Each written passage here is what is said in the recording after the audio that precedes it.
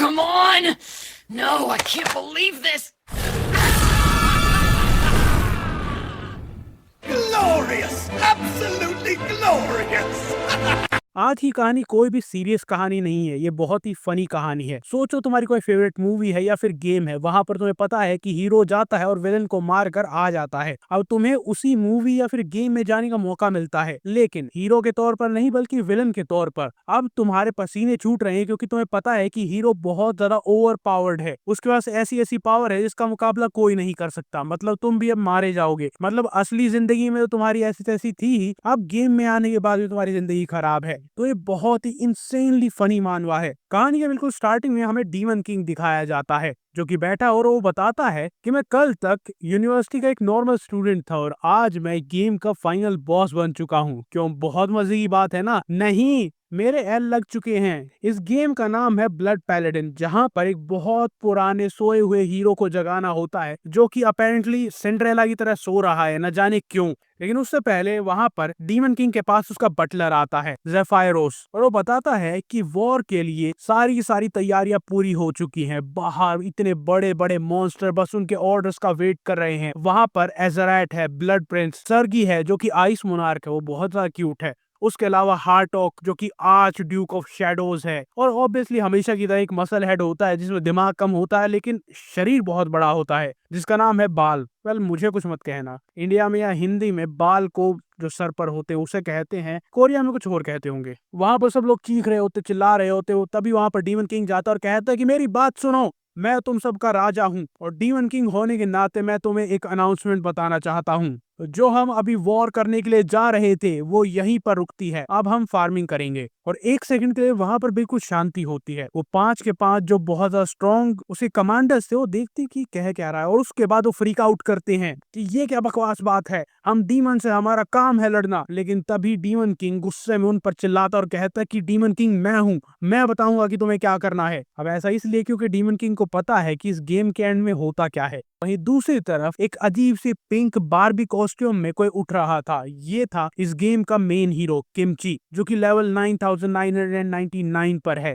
Over powered है, वो किसी को भी हरा सकता है और डीमन किंग इसी के हाथों मारा जाएगा अगर वो वॉर को शुरू करता है। तो उसके बाद डीमन किंग अपनी कहानी बताता है कि वो एक एग्रीकल्चरल यूनिवर्सिटी से ग्रेजुएट हुआ था, वो टॉप स्टूडेंट था, मतलब बेस्ट फार्मर, उसके बाद बेस्ट जॉब हो सकती थी, बेस्ट करियर, बेस्ट लाइफ। यहाँ तक कि वो इतना ज्यादा ब्रिलियंट था कि उसके प्रोफेसर भी उसकी हेल्प लेते थे। उसका प्रोफेसर एक और प्रोजेक्ट के लिए उसकी हेल्प मांगता है, एक और प्रोजेक्ट के लिए, और ऑब्वियसली जब वो खेत में जाते तो वहां पर भी उसे काम करना पड़ता है, जिसकी वजह से बहुत सारा एग्जॉस्ट हो जाता है। मतलब ये किस तरह की जिंदगी थी कि उसके पास बेस्ट टैलेंट था, वो सब कुछ कर सकता था, बस वो एक स्लेव बनकर रह गया। और एंड में उसके प्रोफेसर ने सारा का सारा क्रेडिट अपने पास रख लिया कि सब कुछ मैंने किया है, और अब वो गुस्से से पागल हो रहा था कि मैं सबको मारना चाहता हूँ। और फिर वो सोचता है कि अब जब जिंदगी बर्बाद हो ही चुकी है तो कम से कम वीडियो गेम खेल लेता हूँ, शायद मैं वहां पर जीत पाऊँ, वहां पर मेरी जिंदगी अच्छी हो जाए। इसीलिए वो पहला प्लेयर बनता है जो कि गेम को कंप्लीट करता है। उसके बाद उस गेम को 19 बार कंप्लीट करता है।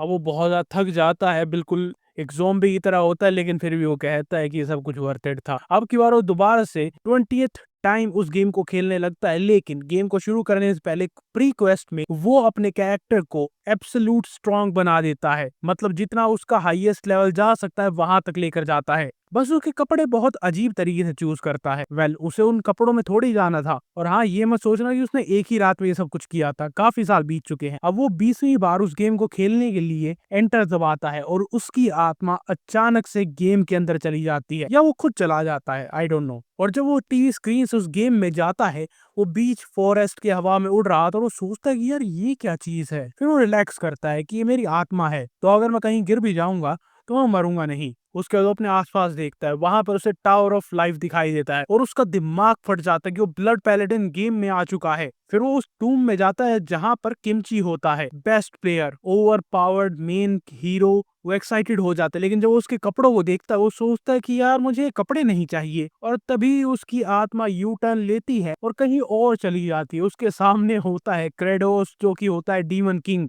वो चिल्लाता है कि भाई मुझे कुछ भी दे दो, बस ये नहीं। लेके उसकी आत्मा उसी डीमन किंग के अंदर चली जाती है। और अब वो बस अपना सर पकड़े और बैठा था कि यार मैं मेन हीरो बन सकता था, मेरी जिंदगी बढ़िया हो सकती थी, लड़कियां मुझे पसंद करती, लेकिन मैंने सब कुछ गवा दिया सिर्फ उसे एक ड्रेस की वजह से। और जब डीमन किंग का बटलर जेफरोस हॉल से जा रहा था, वहां एक रूम से आवाज आ रही थी कि ऐसा हो ही नहीं सकता कि डीमन किंग पहले जितना स्ट्रांग है। उसमें से जो हार्टॉक होता है, आर्च ड्यूक ऑफ शैडोज, वो कहता है कि हम उसका सर काट देंगे और डीमन किंग खुद बन जाएंगे। के बाद वहां पर सर्गी कहती है कि क्या हो अगर वो उतना वीक ना हुआ हो, हम मैस अराउंड करने के चक्कर में चारों के चारों टपक सकते हैं। और वो कहती है कि मैं तुम्हारे प्लान के साथ तभी चलूंगी जब एजरेट जो कि ब्लड प्रिंस है वो सबसे पहले अटैक करेगा। और जो बाल होता है वो कहता है कि यार मुझे कोई फर्क नहीं पड़ता, मुझे भूख लगी है। उसके बाद अजराट कहता है कि अगर मैं प्रूफ कर देता हूँ कि वो पहले से वीक हो चुका है तो क्या तुम सब मेरा साथ दोगे। और तभी के तभी सब लोग अग्री कर जाते हैं और उसे बलि का बकरा बना देते हैं। लेकिन अभी उसे ये नहीं पता कि उसकी क्या हालत होगी, उसे क्या कुत्ता बनाकर मारेगा। अब जेफायरस जो कि वो बटलर होता है वो जाकर डीमन किंग को कहता है कि देखो वो चारों जनरल मिलकर तुम्हारी फील्डिंग सेट कर रहे हैं तो ध्यान से रहना। और अंदर ही अंदर डीमन किंग कांपने लग जाता है कि अगर वो चारों के चारों एक साथ मुझ पर अटैक करते हैं तो मैं जरूर मारा जाऊंगा, लेकिन अगर मैं अपने आप को वीक दिखाता हूँ मैं तो भी मारा जाऊंगा। लेकिन उसके बाद डीमन किंग के दिमाग में ख्याल आता है कि मेरी जो पुरानी बॉडी थी जो अर्थ पर थी उसका क्या हुआ होगा। लेकिन तभी वहां पर उसका बटलर उसका ध्यान खींचता है और उसे एक मैजिकल ऑर्ब में दिखाता है कि वहां पर क्या हो रहा है। और वहां पर वही हीरो किमची मॉन्स्टर्स को पूरी तरीके से मार रहा था और वो कैमरे की तरफ देखकर कहता है कि मेरे रास्ते में मत आना।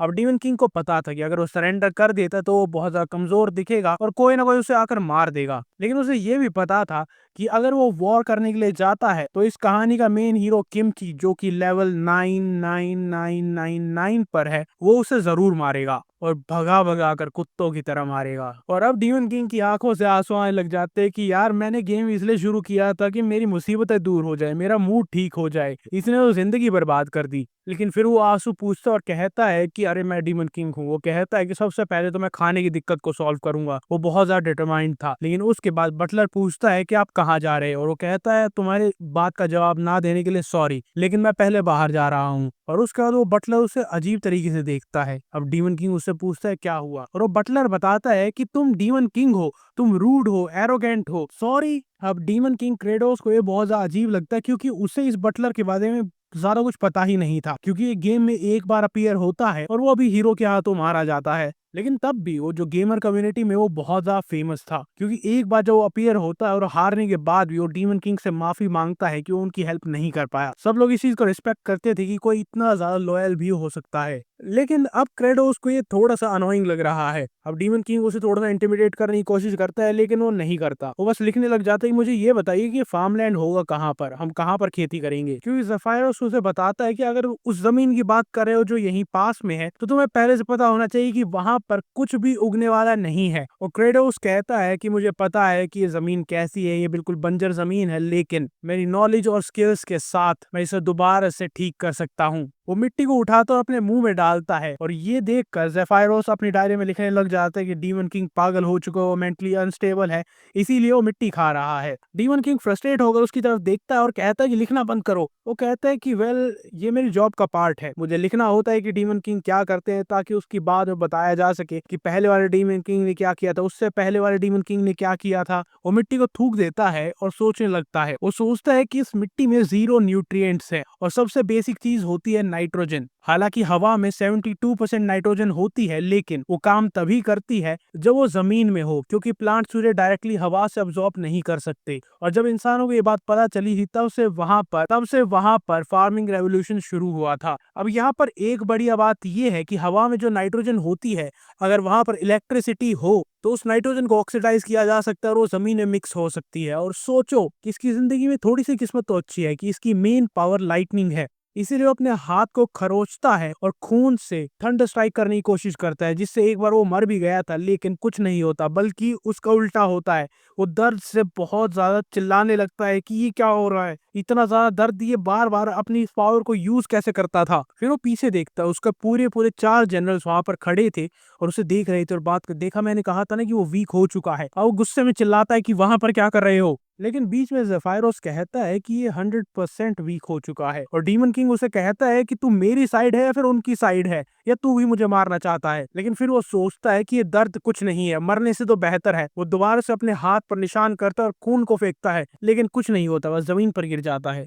लेकिन तभी पीछे से अज़राट आता और कहता है कि डीमन लॉर्ड, क्या बाय एनी चांस आज आप बहुत ही वीक फील कर रहे हो? और डीमन किंग को रियलाइज होता है कि कुत्ते के बच्चे मुझे मारने के लिए यहाँ पर आए हैं। वहीं दूसरी तरफ इंसानों की दुनिया में किमची उठता है और उसे कुछ भी पता नहीं था कि उसका पर्पस क्या है। उसे ये याद था कि कम से कम 10 बार वो इसी सेम रास्ते पर चला है। उसके पास पहले एक डिवाइन ड्यूटी होती थी, लेकिन अब उससे ऐसा कुछ भी फील नहीं हो रहा है और बदले में उसे ये भी नहीं पता कि उसे जिंदा क्यों रहना है, क्योंकि ये सब कुछ ट्रिगर होता है जब डीमन किंग इंसानों पर अटैक करता है। लेकिन अब वो अटैक नहीं कर रहा है, तो इसकी जो भी कंडीशन थी वो एक्टिवेट नहीं हो रही है। और वहीं दूसरी तरफ जहां पर डीमन किंग था, वहां पर अज़राट सामने आता और कहता है, आप वीक हो चुके हैं, क्या आपको लगता है कि आप हम चारों को हरा सकते हैं? और उस टाइम पर डीमन किंग बस डर से कांप रहा था, लेकिन उसके चेहरे के एक्सप्रेशन बिल्कुल वैसे ही थे कि वो गुस्से में हो। उसे पता था कि ये बहुत ज्यादा स्ट्रॉन्ग है और इस टाइम पर वो एक भी स्किल यूज कर नहीं पा रहा है। लेकिन इस टाइम पर अज़ार्ट को लगता है कि अभी तक फाइट शुरू भी नहीं हुई है और अभी से ये इतनी ज्यादा पावर बिल्डअप कर रहा है, जबकि वो बस कांप रहा होता है। और वो पीछे मुड़कर देखता है, उसके तीनों साथी पेड़ के पीछे छुप चुके थे, वो वहां पर बिल्कुल लड़ने वाले नहीं थे। और अज़राट को रियलाइज होता है कि वो यहाँ पर बिल्कुल अकेला फंस चुका है, अब तो उसे अटैक करना ही होगा। और अज़राट कहता है कि तुम सब गद्दार हो,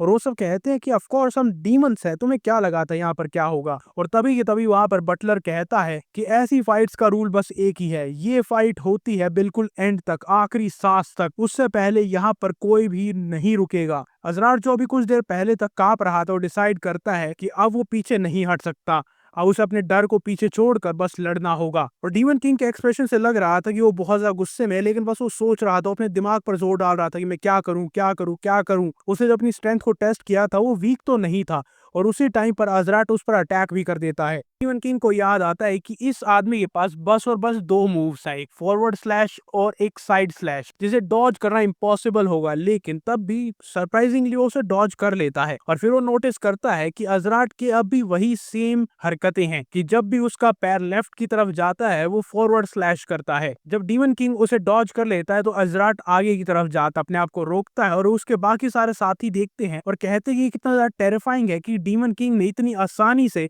उसके अटैक को डॉज कर लिया। और डीमन किंग सोच रहा था कि अगर मैंने इस अटैक को मिसजज किया होता तो मेरा हाथ चला गया होता। वो दोबारा से आता है, उस पर फॉरवर्ड स्लैश करता है, लेकिन डीमन किंग इस बार भी उसे डॉज कर लेता है। और इसके सारे के सारे मूव्स बिल्कुल वैसे ही है जैसे गेम में होते थे। जब पहले बार डीमन किंग ने इसका सामना किया था, मतलब जब असली लाइफ में किया था, तो वो सोच रहा था कि होपलेस है, मैं इसे कभी नहीं हरा पाऊंगा, इसके पास बहुत सारी अटैक वेरिएशंस हैं, हमेशा मिसजज करता है, करता कुछ है दिखाता कुछ है। उसके बाद भी वो एक बार मरा, 2 बार, 10 बार, 100 बार, 128 बार उससे हारने के बाद फाइनली वो एक बार बिल्कुल फ्लॉलेस जीतता है। वो एक सिंगल बाल भी उसका टच नहीं कर पाता, क्योंकि उसके हर एक अटैक को डॉज करता है। वो समझ चुका था कि इसे हराना कैसे है, और अब इसने बहुत जल्दी फिगर आउट कर लिया कि उसे हराना कैसे है। और अब वो बहुत ज्यादा खुश हो जाता है कि ये चाहे कुछ भी कर ले, ये मेरा बाल भी बाका नहीं कर सकता। वो अटैक डॉज करता है और साथ ही साथ हंसता रहता है, जिसे देखकर बाकी सारे साथी डर रहे होते, डर से कांप रहे होते कि डीमन किंग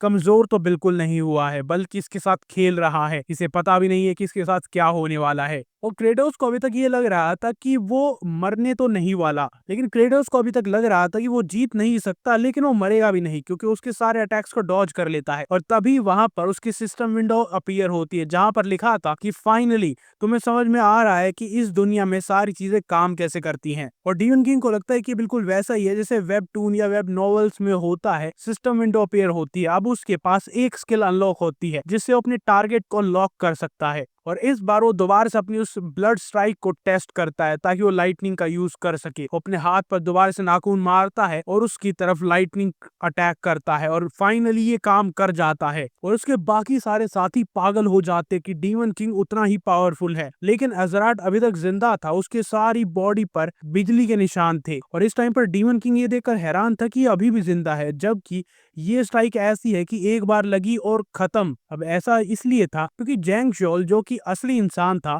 उसने बस गेम कैरेक्टर के तौर पर ये देखा था, अगर उसे एक बार स्ट्राइक लगी तो उसका गेम ओवर हो जाता था, लेकिन उसे एक सीक्रेट बात पता नहीं थी, तो वो इसीलिए बार बार फिर लाइटनिंग स्ट्राइक का यूज करता है। और उसके बाकी सारे साथी ये देख कर सोच रहे थे कि डीमन किंग अपनी पावर का बस एक फ्रैक्शन यूज कर रहे हैं ताकि वो उसे मारे ना, और बस ऐसे ही बार बार उसे दर्द देते रहे। लेकिन अब इतनी बार लाइटनिंग स्ट्राइक के बाद अजराट के शरीर पर कोई भी कपड़े नहीं रहते हैं। इसी वजह से उसके बाद सिस्टम विंडो में लिखा हुआ आता है और उसकी एक नई स्किल अनलॉक हो जाती है, आर्मर रिमूवल की। उसके बाद जब वो देखता है तो उसने जितना भी आर्मर या कपड़े पहने हुए थे वो सब वहां पर दिखाई देता है, जिससे वो उसे रिमूव कर सकता है। लेकिन ये किस तरह की स्किल हुई, वो अभी के लिए उसे इग्नोर करता है और वो सोचता है कि अजराट को कैसे खत्म करूं। अभी के लिए उसका मेन टास्क यही था कि उसे खत्म कर दे, लेकिन समझ नहीं आ रहा था कि कैसे करे, क्योंकि वो इतना पावरफुल नहीं है कि वो अजराट को मार सके। फिर उसके दिमाग में एक आइडिया आता है कि अब जब ये बेहोश हो चुका है और मेरे पास लाइटनिंग स्ट्राइक है, तो मैं इसकी मदद से लाइटनिंग भेज सकता हूँ धरती पर, जिसकी वजह से नाइट्रोजन जो भी होती है, हवा में होती है नाइट्रोजन, वो ऑक्सीडाइज होकर धरती में चली जाएगी और हम कुछ उगा पाएंगे। और इस टाइम पर उसके सारे साथी पेड़ के पीछे छुपने की कोशिश कर रहे थे। वेल, बहुत ही बेकार कोशिश थी और डर से कांप रहे थे। तभी डीमन किंग सर्गी को बुलाता है कि यहाँ पर आओ और जल्दी से आकर अजराट को एक डंडी पर बांधो। लेकिन सर्गी को लगता है कि वो पहले ही हार चुका है, वो इतना ज्यादा क्यों कर रहा है उसे ह्यूमिलिएट करने के लिए। लेकिन डीमन किंग उसकी बात नहीं सुनता और कहता है कि जल्दी करो। और सर्गी को लगता है कि ये उसे एम्बैरस करने के लिए है कि एक ऐसा डीमन जिसके पास कपड़े नहीं है वो उसे बांधने के लिए कह रहा है, और वो भी एक लड़की को, एक फीमेल डीमन को। और अजराट को उसी लाइटनिंग रॉड की तरह वहां पर बांध देता है। अब उसके पास एक जीती जागती लाइटनिंग रॉड थी जिससे वो धरती में इलेक्ट्रिसिटी भेज कर नाइट्रोजन इकट्ठा कर सकता है। और तभी अजराट की आंखें खुलती है और कहता है कि मैं इमॉर्टल हूँ, मुझे कोई नहीं हरा सकता। मैंने कहा था ना कि डीमन किंग बहुत ज्यादा कमजोर हो चुका है, लेकिन उस बेचारे को कहाँ पता था कि उसके साथ क्या होने वाला है। और तभी वहां पर एक लाइटनिंग स्ट्राइक आती है। उसके बाद एक और लाइटनिंग स्ट्राइक आती है, एक और बहुत बार ये होता है। मैंने कहा था ना इसे कुत्ते की तरह मारेगा। उसके बाद वो हार्टॉक को वहां पर बुलाता और कहता है कि यहाँ पर फॉग क्रिएट कर दो, इतनी थिक फॉग कि किसी को कुछ दिखाई ना दे। और हार्टॉक सोचता है क्या ये पूरे एरिया को पानी में कवर करना चाहता है ताकि उसकी लाइटनिंग स्ट्राइक का असर और ज्यादा हो, उसे और ज्यादा दर्द हो। वेल, उसके चेहरे से पसीने छूटने लगते हैं और वो इम्प्रेस भी होता है कि ये बहुत ही क्रिएटिव तरीका है किसी को दर्द देने का। और तो वहां पर फॉग आती है और थोड़ा थोड़ा पानी भी आ जाता है जो कि सीधा अजराट पर जाता है। और उसके बाद एक लाइटनिंग स्ट्राइक आती है। अब इस टाइम पर वो बटलर और बाकी सारे डीमन जनरल्स बस देख रहे थे और कुछ नहीं, क्योंकि किसी के अंदर कोई हिम्मत नहीं थी कुछ बोले या फिर कुछ करे। और डीमन किंग सोच रहा था कि यार इसमें हर बार बहुत ज्यादा दर्द होता है, लेकिन मुझे ये करना ही होगा। वो उस पर बहुत सारी लाइटनिंग स्ट्राइक करता है और धीरे धीरे दिखता है कि सूरज उग रहा है और लाइटनिंग स्ट्राइक हर जगह जा रही थी, उसका ब्लड हर जगह जा रहा था। अब ये होने के बाद वो मिट्टी को टेस्ट करता है और वहां पर नाइट्रोजन काम कर रही थी। लेकिन अब वो सोचता है कि ये मिट्टी बहुत ज्यादा डेंस है, पानी अंदर नहीं जाएगा, न्यूट्रिएंट्स अंदर नहीं जाएंगे, तो इसके लिए उसे कुछ करना होगा, मतलब मैन्योर। और उन बाकी सारे डीमन जनरल्स को कहता है कि जल्दी से बहुत सारा मैन्योर लेकर आओ। अब जिसे नहीं पता वो काऊ डंग से या फिर किसी भी तरीके की टट्टी से बनता है। और इस टाइम पर डीमन जनरल सोच रहे थे क्या ये सच में उसे ओजा ह्यूमिलिएट करने के लिए उसके ऊपर टट्टी फेंकेगा। वहीं दूसरी तरफ किमची अभी भी अपनी वही बारबी ड्रेस में यहाँ से वहां घूम रहा था, क्योंकि उसके पास आगे बढ़ने का, जिंदा रहने का कोई भी मकसद नहीं था। इसीलिए उसे आवाज आती है, कोई मदद के लिए पुकार रहा था। जो साइड में देखता है तो वहां पर उसे एक और मांगा सीरीज जो कि बहुत ज्यादा फेमस है, मैंने भी अभी तक नहीं देखी है, रियल एस्टेट डेवलपर ऐसा ही कुछ है, उसके दो कैरेक्टर्स दिखाई देते हैं, लॉयड और जेवियर। और वहां पर लॉयड कहता है कि हम पर गॉब्लिन्स ने अटैक कर दिया था, इसी वजह से हमें हेल्प की जरूरत है। लेकिन जैसे ही किमची उनकी तरफ देखता है वो डर से पागल हो जाते हैं और उन दोनों को कहता है कि तुम्हें घबराने की जरूरत नहीं है, मैं सस्पिशियस बिल्कुल नहीं हूँ। लेकिन वो दोनों डरे हुए थे और कहते कि इन कपड़ों के साथ तुम पक्का सस्पिशियस हो। लेकिन फिर वो देखता है कि उसके पैर में चोट लगी हुई थी, वो उसे उठाता अपने कंधे पर डालता है और लॉयड को कहता है कि रास्ता बताओ, हमें कहाँ पर जाना है। अब वो दोनों अपने आप को इंट्रोड्यूस करते हैं और उससे पूछते हैं कि तुम कौन हो। और किमची कहते हैं कि मुझे भी वही पता लगाना है कि मैं हूँ कौन। और डीमन कैसल में सोचो इस टाइम पर क्या चल रहा होगा। वो तीनों डिस्कस कर रहे थे कि अब हम टट्टी कहाँ से लेकर आएं। और बाल कहता है कि मैंने बहुत टाइम से कुछ खाया नहीं है, मुझे लास्ट टाइम पता भी नहीं है कि मैंने निकाला कब था, और औरतें तो पूप करती ही नहीं है। और हार्टॉक कहता है कि अगर मैं करता भी तब भी मैं उसे नहीं देता। तो उनके पास एक ही ऑप्शन बचता है, किसी लो लेवल डीमन के पास जाएंगे और उसे कहेंगे कि निकाल। और तभी वो एक डीमन के घर पर जाते हैं जहां पर सोल्जर्स उसे कह रहे थे कि जल्दी करो, लेकिन वो डीमन बीच घर के बैठा था और कहता है कि मुझे देखना बंद करो, मैं ऐसे नहीं कर सकता। और तभी वो डीमंस हार्टॉक को बताते हैं कि हमें ज्यादा सक्सेस नहीं मिली है। और हार्टॉक वहां पर आता है और कहता है कि क्या हुआ, तुम्हें अपनी जिंदगी प्यारी नहीं है? और वो कहता है कि मैंने बहुत टाइम से कुछ खाया नहीं है, ये जगह बिल्कुल बैंक करप्ट है, मैं क्या करूं? वो उसे पकड़ कर उठाता और कहता है कि शायद तुम्हें जिंदगी प्यारी नहीं है, मैं खुद ही निकाल लेता हूँ। लेकिन तभी वहां पर बाल आता और कहता है कि अगर तुम इसका पेट फाड़ दोगे तो हमें वो कैसे मिलेगा जो हमें चाहिए? और वो कहता है कि तू एक तो पहले दूर हट। वो उस लो रैंकिंग डीमन को नीचे फेंकता है और कहता है कि ये बहुत ही स्मार्ट चीज है, तेरे मुंह से कैसे निकल गई? और हार्टॉक उसे कहता है तो क्यों ना हमें ऐसा करें कि इसका एक पैर इसे ही खिला देते हैं और उसके बाद तो हमें वो मिल ही जाएगा जो हमें चाहिए। और बाल जो कि मंद बुद्धि है वो उसकी तरफ देखने लग जाता है। तभी वहां पर डीमन किंग आता है, दोनों को लाइटनिंग स्ट्राइक देता है और कहता है कि तुम दोनों बेवकूफ हो, इंसान और डीमन ही इकलौते नहीं है जो टट्टी करते हैं। और उन्हें दोबारा से पेरिस में लेकर जाता है और उन्हें समझाता है कि मेरी बात सुनो मंदबुद्धि। वो उन्हें समझाता है कि हमें फर्टिलाइजर बनाना है, अगर उसमें कोई भी न्यूट्रिशन वैल्यू नहीं होगी तो उस चीज का क्या फायदा? और उस टाइम पे उसका बटलर उसे पूछता है कि आखिरकार ये फर्टिलाइजर बनता किस चीज से? वो बताता है कि बहुत सारी चीजों से, जैसे कि पूप, उसके अलावा एगशेल्स, हड्डियां, वुड स्क्रैप, ये सारी चीजें, लेकिन अभी के लिए हमारे पास ज्यादा कुछ है नहीं। उसके बाद उससे कहता है कि मुझे एक मैप दो, और तभी के तभी वहां पर एक मैप आ जाता है और वो देखने लगता है कि वो कहाँ से क्या ले सकता है। ये बिल्कुल वैसा ही मैप था जो कि गेम में था, और उसे एक सर्टेन रीजन पता है जहां पर बर्ड्स होती है, खास करके डिमोनिक बर्ड्स, जो कि ह्यूमन रेल्म से और यहाँ से भी बहुत सारे न्यूट्रिएंट्स को अब्सॉर्ब कर सकती है। हालांकि ये बहुत ही नॉर्मल चीजें खाती हैं, लेकिन इनका पॉपुलेशन बहुत ज्यादा है तो वहां पर बहुत सारा न्यूट्रिएंट होगा, और वो वहीं पर रहती हैं तो वहीं पर बहुत सारा क्रैप भी होगा। और तो वो बिल्कुल उस क्लिफ पर रहते हैं जो ओशन के पास है, तो वहां से वो लेना और भी ज्यादा आसान होगा। और वो बटलर तभी की तभी समझ जाता है और उनसे पूछता है क्या आप उस सीगल की ड्रॉपिंग्स को लेने जा रहे हैं जो वहां पर रहते हैं? और वो कहता है कि हाँ। तो बटलर याद दिलाता है कि वो एक ऐसी जगह है जिसे पीक ऑफ नो रिटर्न कहते हैं, वहां पर पकड़ने के लिए कुछ नहीं है, अगर तुम नीचे गिर जाते हो या तो तुम्हें समुद्र निकल लेगा या फिर तुम्हें क्रश कर देगा। और डीमन किंग कहता है कि मुझे पहले से पता है, वो एक ऐसा एरिया है जहां पर कोई भी प्लेयर नहीं जा सकता, वो प्लेयर्स के लिए एक्सेसिबल नहीं होता।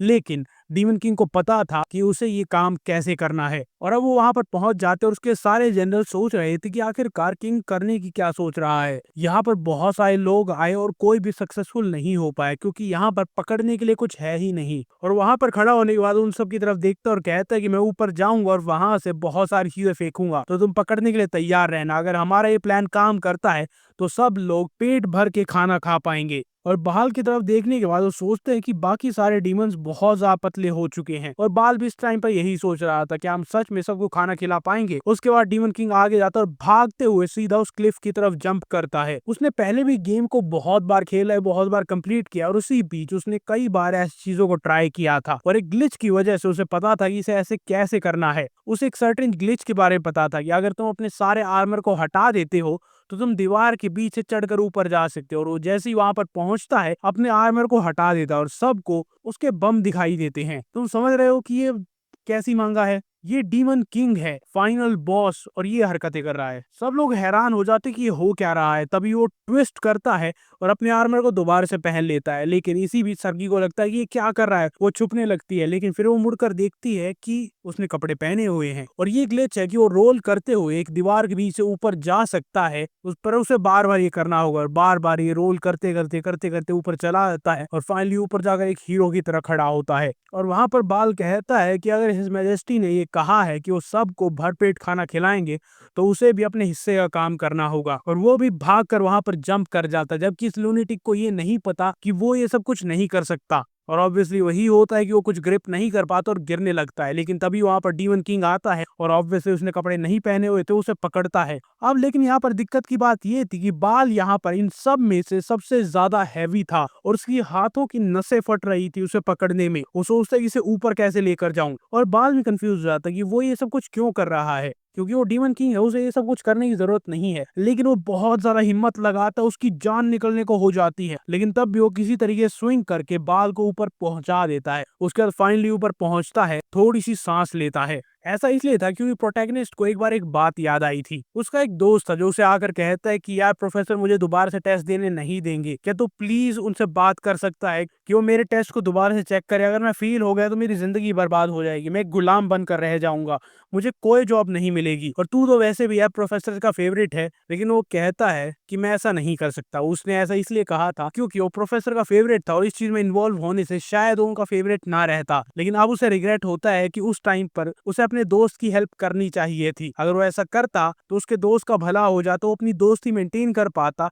और वो प्रोफेसर तो वैसे भी धोखेबाज थे ही, और वो अपना सब कुछ लगा देता है उसे ऊपर खींचने में और सोचता है कि अगर मैं इसकी हेल्प कर देता हूँ तो शायद मेरे दोस्त की एक हैप्पी मेमोरी मेरी दिमाग में रहेगी। और ऊपर जाने के बाद बाल भी उससे पूछता है कि आपने ये सब कुछ क्यों किया। और वहां पर डीमन किंग एक डायलॉग बोलता है कि अपने एक फॉलोअर को गंवाने से बेहतर है ज्यादा दर्द किसी चीज में नहीं होता, और ये तो बहुत छोटी बात थी और मैं अपने इस फैसले को रिग्रेट नहीं करूंगा। और बहाल भी वहां पर रोने लग जाता है और डीमन किंग को लगता है कि अगर मैंने अपने दोस्त की मदद की होती तो शायद वो भी ऐसे ही रिएक्ट करता। उसके बाद उसके सामने एक सिस्टम विंडो अपीयर होती है कि उसने बिना किसी हेल्प के डीमन किंग की बॉडी से एक इमेंस अमाउंट ऑफ एनर्जी बाहर निकाली है, जिसकी वजह से उसने ट्रूली किसी की एडमिरेशन जीती है। अब बाल उसका लॉयल फॉलोअर बन गया है और इसी वजह से उसे एचपी मिलता है, एक नया सिस्टम। अब से जब भी वो कोई ऐसा काम करेगा जिससे डीमंस को खुशी मिलेगी तो उसे एक एचपी मिलेगा, हैप्पी पॉइंट। और डीमन किंग इस चीज से सरप्राइज हो जाता है, ये किस तरह का सिस्टम है, हैप्पी पॉइंट्स। हैप्पी पॉइंट्स को मैं क्या करूं, जाकर लॉलीपॉप खरीदूं, आइसक्रीम खरीदूं। लेकिन तभी विंडो पर लिखा हुआ आता है कि मैं कोई फालतू का सिस्टम नहीं हूं जो लॉलीपॉप्स देता हूं। और वो सिस्टम बताता है कि जब भी कोई डीमन पेट भर के खाएगा और खुश रहेगा तो तुम्हें एक हैप्पी पॉइंट मिलेगा। उस हैप्पी पॉइंट से तुम अपना stamina, mental strength, dexterity, magic power कुछ भी बढ़ा सकते हो और फाइनली तुम डीमन किंग की पूरी पावर को अनलॉक कर पाओगे। वो अपना स्टेमिना बढ़ाने की कोशिश करता है लेकिन उसमें 50 हैप्पी पॉइंट्स की जरूरत है। वो अपनी स्किल को बढ़ाने की कोशिश करता है लेकिन ब्लडी स्ट्राइक को एक लेवल बढ़ाने में ही 250 पॉइंट्स लग गए हैं। और वो सोचता है कि अगर फार्म काम कर जाता है तो मैं बहुत सारे हैप्पी पॉइंट्स कमा सकता हूँ, मैं उतना पावरफुल बन जाऊंगा जहां पर मुझे किसी का डर नहीं होगा। और डीमन किंग वहां ऊपर खड़ा होकर हंस रहा था और बाल सोचता है कि यार इसने मुझे बचा तो दिया है लेकिन इसका चेहरा देखकर लग रहा है कि ये मुझे मारने वाला है। उसके बाद डीमन किंग कहता है कि मैं सारी चीजें नीचे फेंकने वाला हूँ, उसे पकड़ने के लिए तैयार रहो। और वो बड़े बड़े अंडों की शेल्स में बहुत सारी चीजें नीचे फेंकता है। अब तुम गेस कर सकते हो क्या है। और वो सीधा जाकर उनके मुंह पर लगती है, उनके कपड़ों पर लगती है और फाइनली वो बहुत सारी चीजें कलेक्ट कर लेते हैं। उसके बाद वो दोबारा से अपने फार्म पर पहुंच जाते हैं जहां पर अंडे के छिलके थे, बहुत सारा पूप था, उसके अलावा लकड़ी का बुरादा था। और वो सर्गी को कहता है कि तुम्हारे इतने सारे हाथ हैं, इसे बहुत फाइनली क्रश कर दो। लेकिन वो कहती है कि मैं आइस प्रिंसेस हूँ, मैं एक आइस मोनार्क हूँ, तो मुझे ये करने के लिए नहीं कह सकते। लेकिन डीमन किंग अपनी आंखें दिखाते हुए कहता है कि मेरे पास एक और जॉब है, तुम भी यहाँ पर इसके साथ रह सकती हो एक लिविंग लाइटनिंग रॉड बनकर। और वो जल्दी से सरप्राइजिंगली वो सारा का सारा काटने लगती है। उसके बाद वो हार्टॉक को कहता है कि यहाँ पर मिस्ट फैला दो। कहता है कि मैं तुम्हें पहले ही वार्न कर दूं, यहाँ पर फॉग आने के बाद इसकी बदबू और ज्यादा हो जाएगी। और डीमन किंग दोबारा से कहता है कि तुम्हें अगर लिविंग लाइटिंग रॉड बनना है तो तुम भी बन सकते हो। और तभी के तभी वो हवा में जाता है और अपना काम शुरू कर देता है। और वो बाल से पूछता है कि कैसा लग रहा है और वो कहता है कि अब ये सॉफ्ट हो चुका है जैसे आपने कहा था। उसके बाद वो कहता है कि कपड़ा दो, इन सबको ढक दो, हमें बहुत ही इवनली सारे के सारे खेतों में इसे फैलाना है, लेकिन ये बहुत ज्यादा टायरिंग काम होगा, बहुत सारे लोगों की इसमें जरूरत पड़ेगी। और ये चीज वो बहुत टाइम से सोच रहा था लेकिन ये करना तो होगा ही। वहीं लो रैंकिंग डेमंस के एक घर में एक बाप अपनी बेटी के पास बैठा होता है और उसका ख्याल रख रहा होता है। वो बेटी कहती है कि अगर भूख लगे तो आप मुझे खा सकते हो, लेकिन वो कहती कि ये किस तरह की बात हुई। वो कहती है कि यहाँ पर खाने के लिए कुछ नहीं। और उसके बाद उसे याद आता है कि उसकी मॉम को एक हाई रैंकिंग डीमन ने खा लिया था, बल्कि वो खाने के लिए तो उससे आया था लेकिन उसकी मॉम बीच में आ गई थी। लेकिन उसके फादर कहते कि अगर तुम ही यहाँ पर नहीं हो तो मैं जिंदा रहकर भी क्या करूंगा। लेकिन तभी वहां पर डीमन किंग की एंट्री होती है और वो कहते कि अगर तुम्हारे पास चिल्लाने की ताकत है तो काम करने की भी है, तुम्हें मेरे साथ चलना होगा। लेकिन वो कहता है कि मुझे मेरी बेटी का ख्याल रखना है। लेकिन वो कहता है कि नहीं, वो कुछ नहीं सुनता, उसे उठाकर ले जाता है। उस टाइम पर डीमन किंग को याद आता है कि गेम में जब वो उसके सामने आई थी तो बिना रिस्क लेते हुए उसने उसे मार दिया था। लेकिन ये मेमोरी उसे बिल्कुल भी पसंद नहीं आती और आज से वो एक और नया रूल लेकर आता है कि कोई भी डीमन एक दूसरे को नहीं खाएगा। और आज से सारे के सारे डीमंस फार्म में काम करेंगे, कोई पीछे नहीं हट सकता, कोई दूर नहीं भाग सकता। मैं यहाँ का टायरेंट डीमन किंग हूँ और अपना गोल अचीव करने के लिए कुछ सैक्रिफाइसेस तो करने ही होंगे। और वो फादर जब वहां पर जाता है तो फार्म में किसी से बात कर रहा होता है कि यार यहाँ पे धूप इतनी ज्यादा है, हमारे पास एनर्जी नहीं है, खाने को नहीं है, ऊपर से ये जमीन बंजर है, बिल्कुल हम इस पर कुछ नहीं उगा पाएंगे और कर भी पाएंगे, हम इसे फर्टाइल कर भी देते हैं तो यहाँ पर क्या उगाएंगे।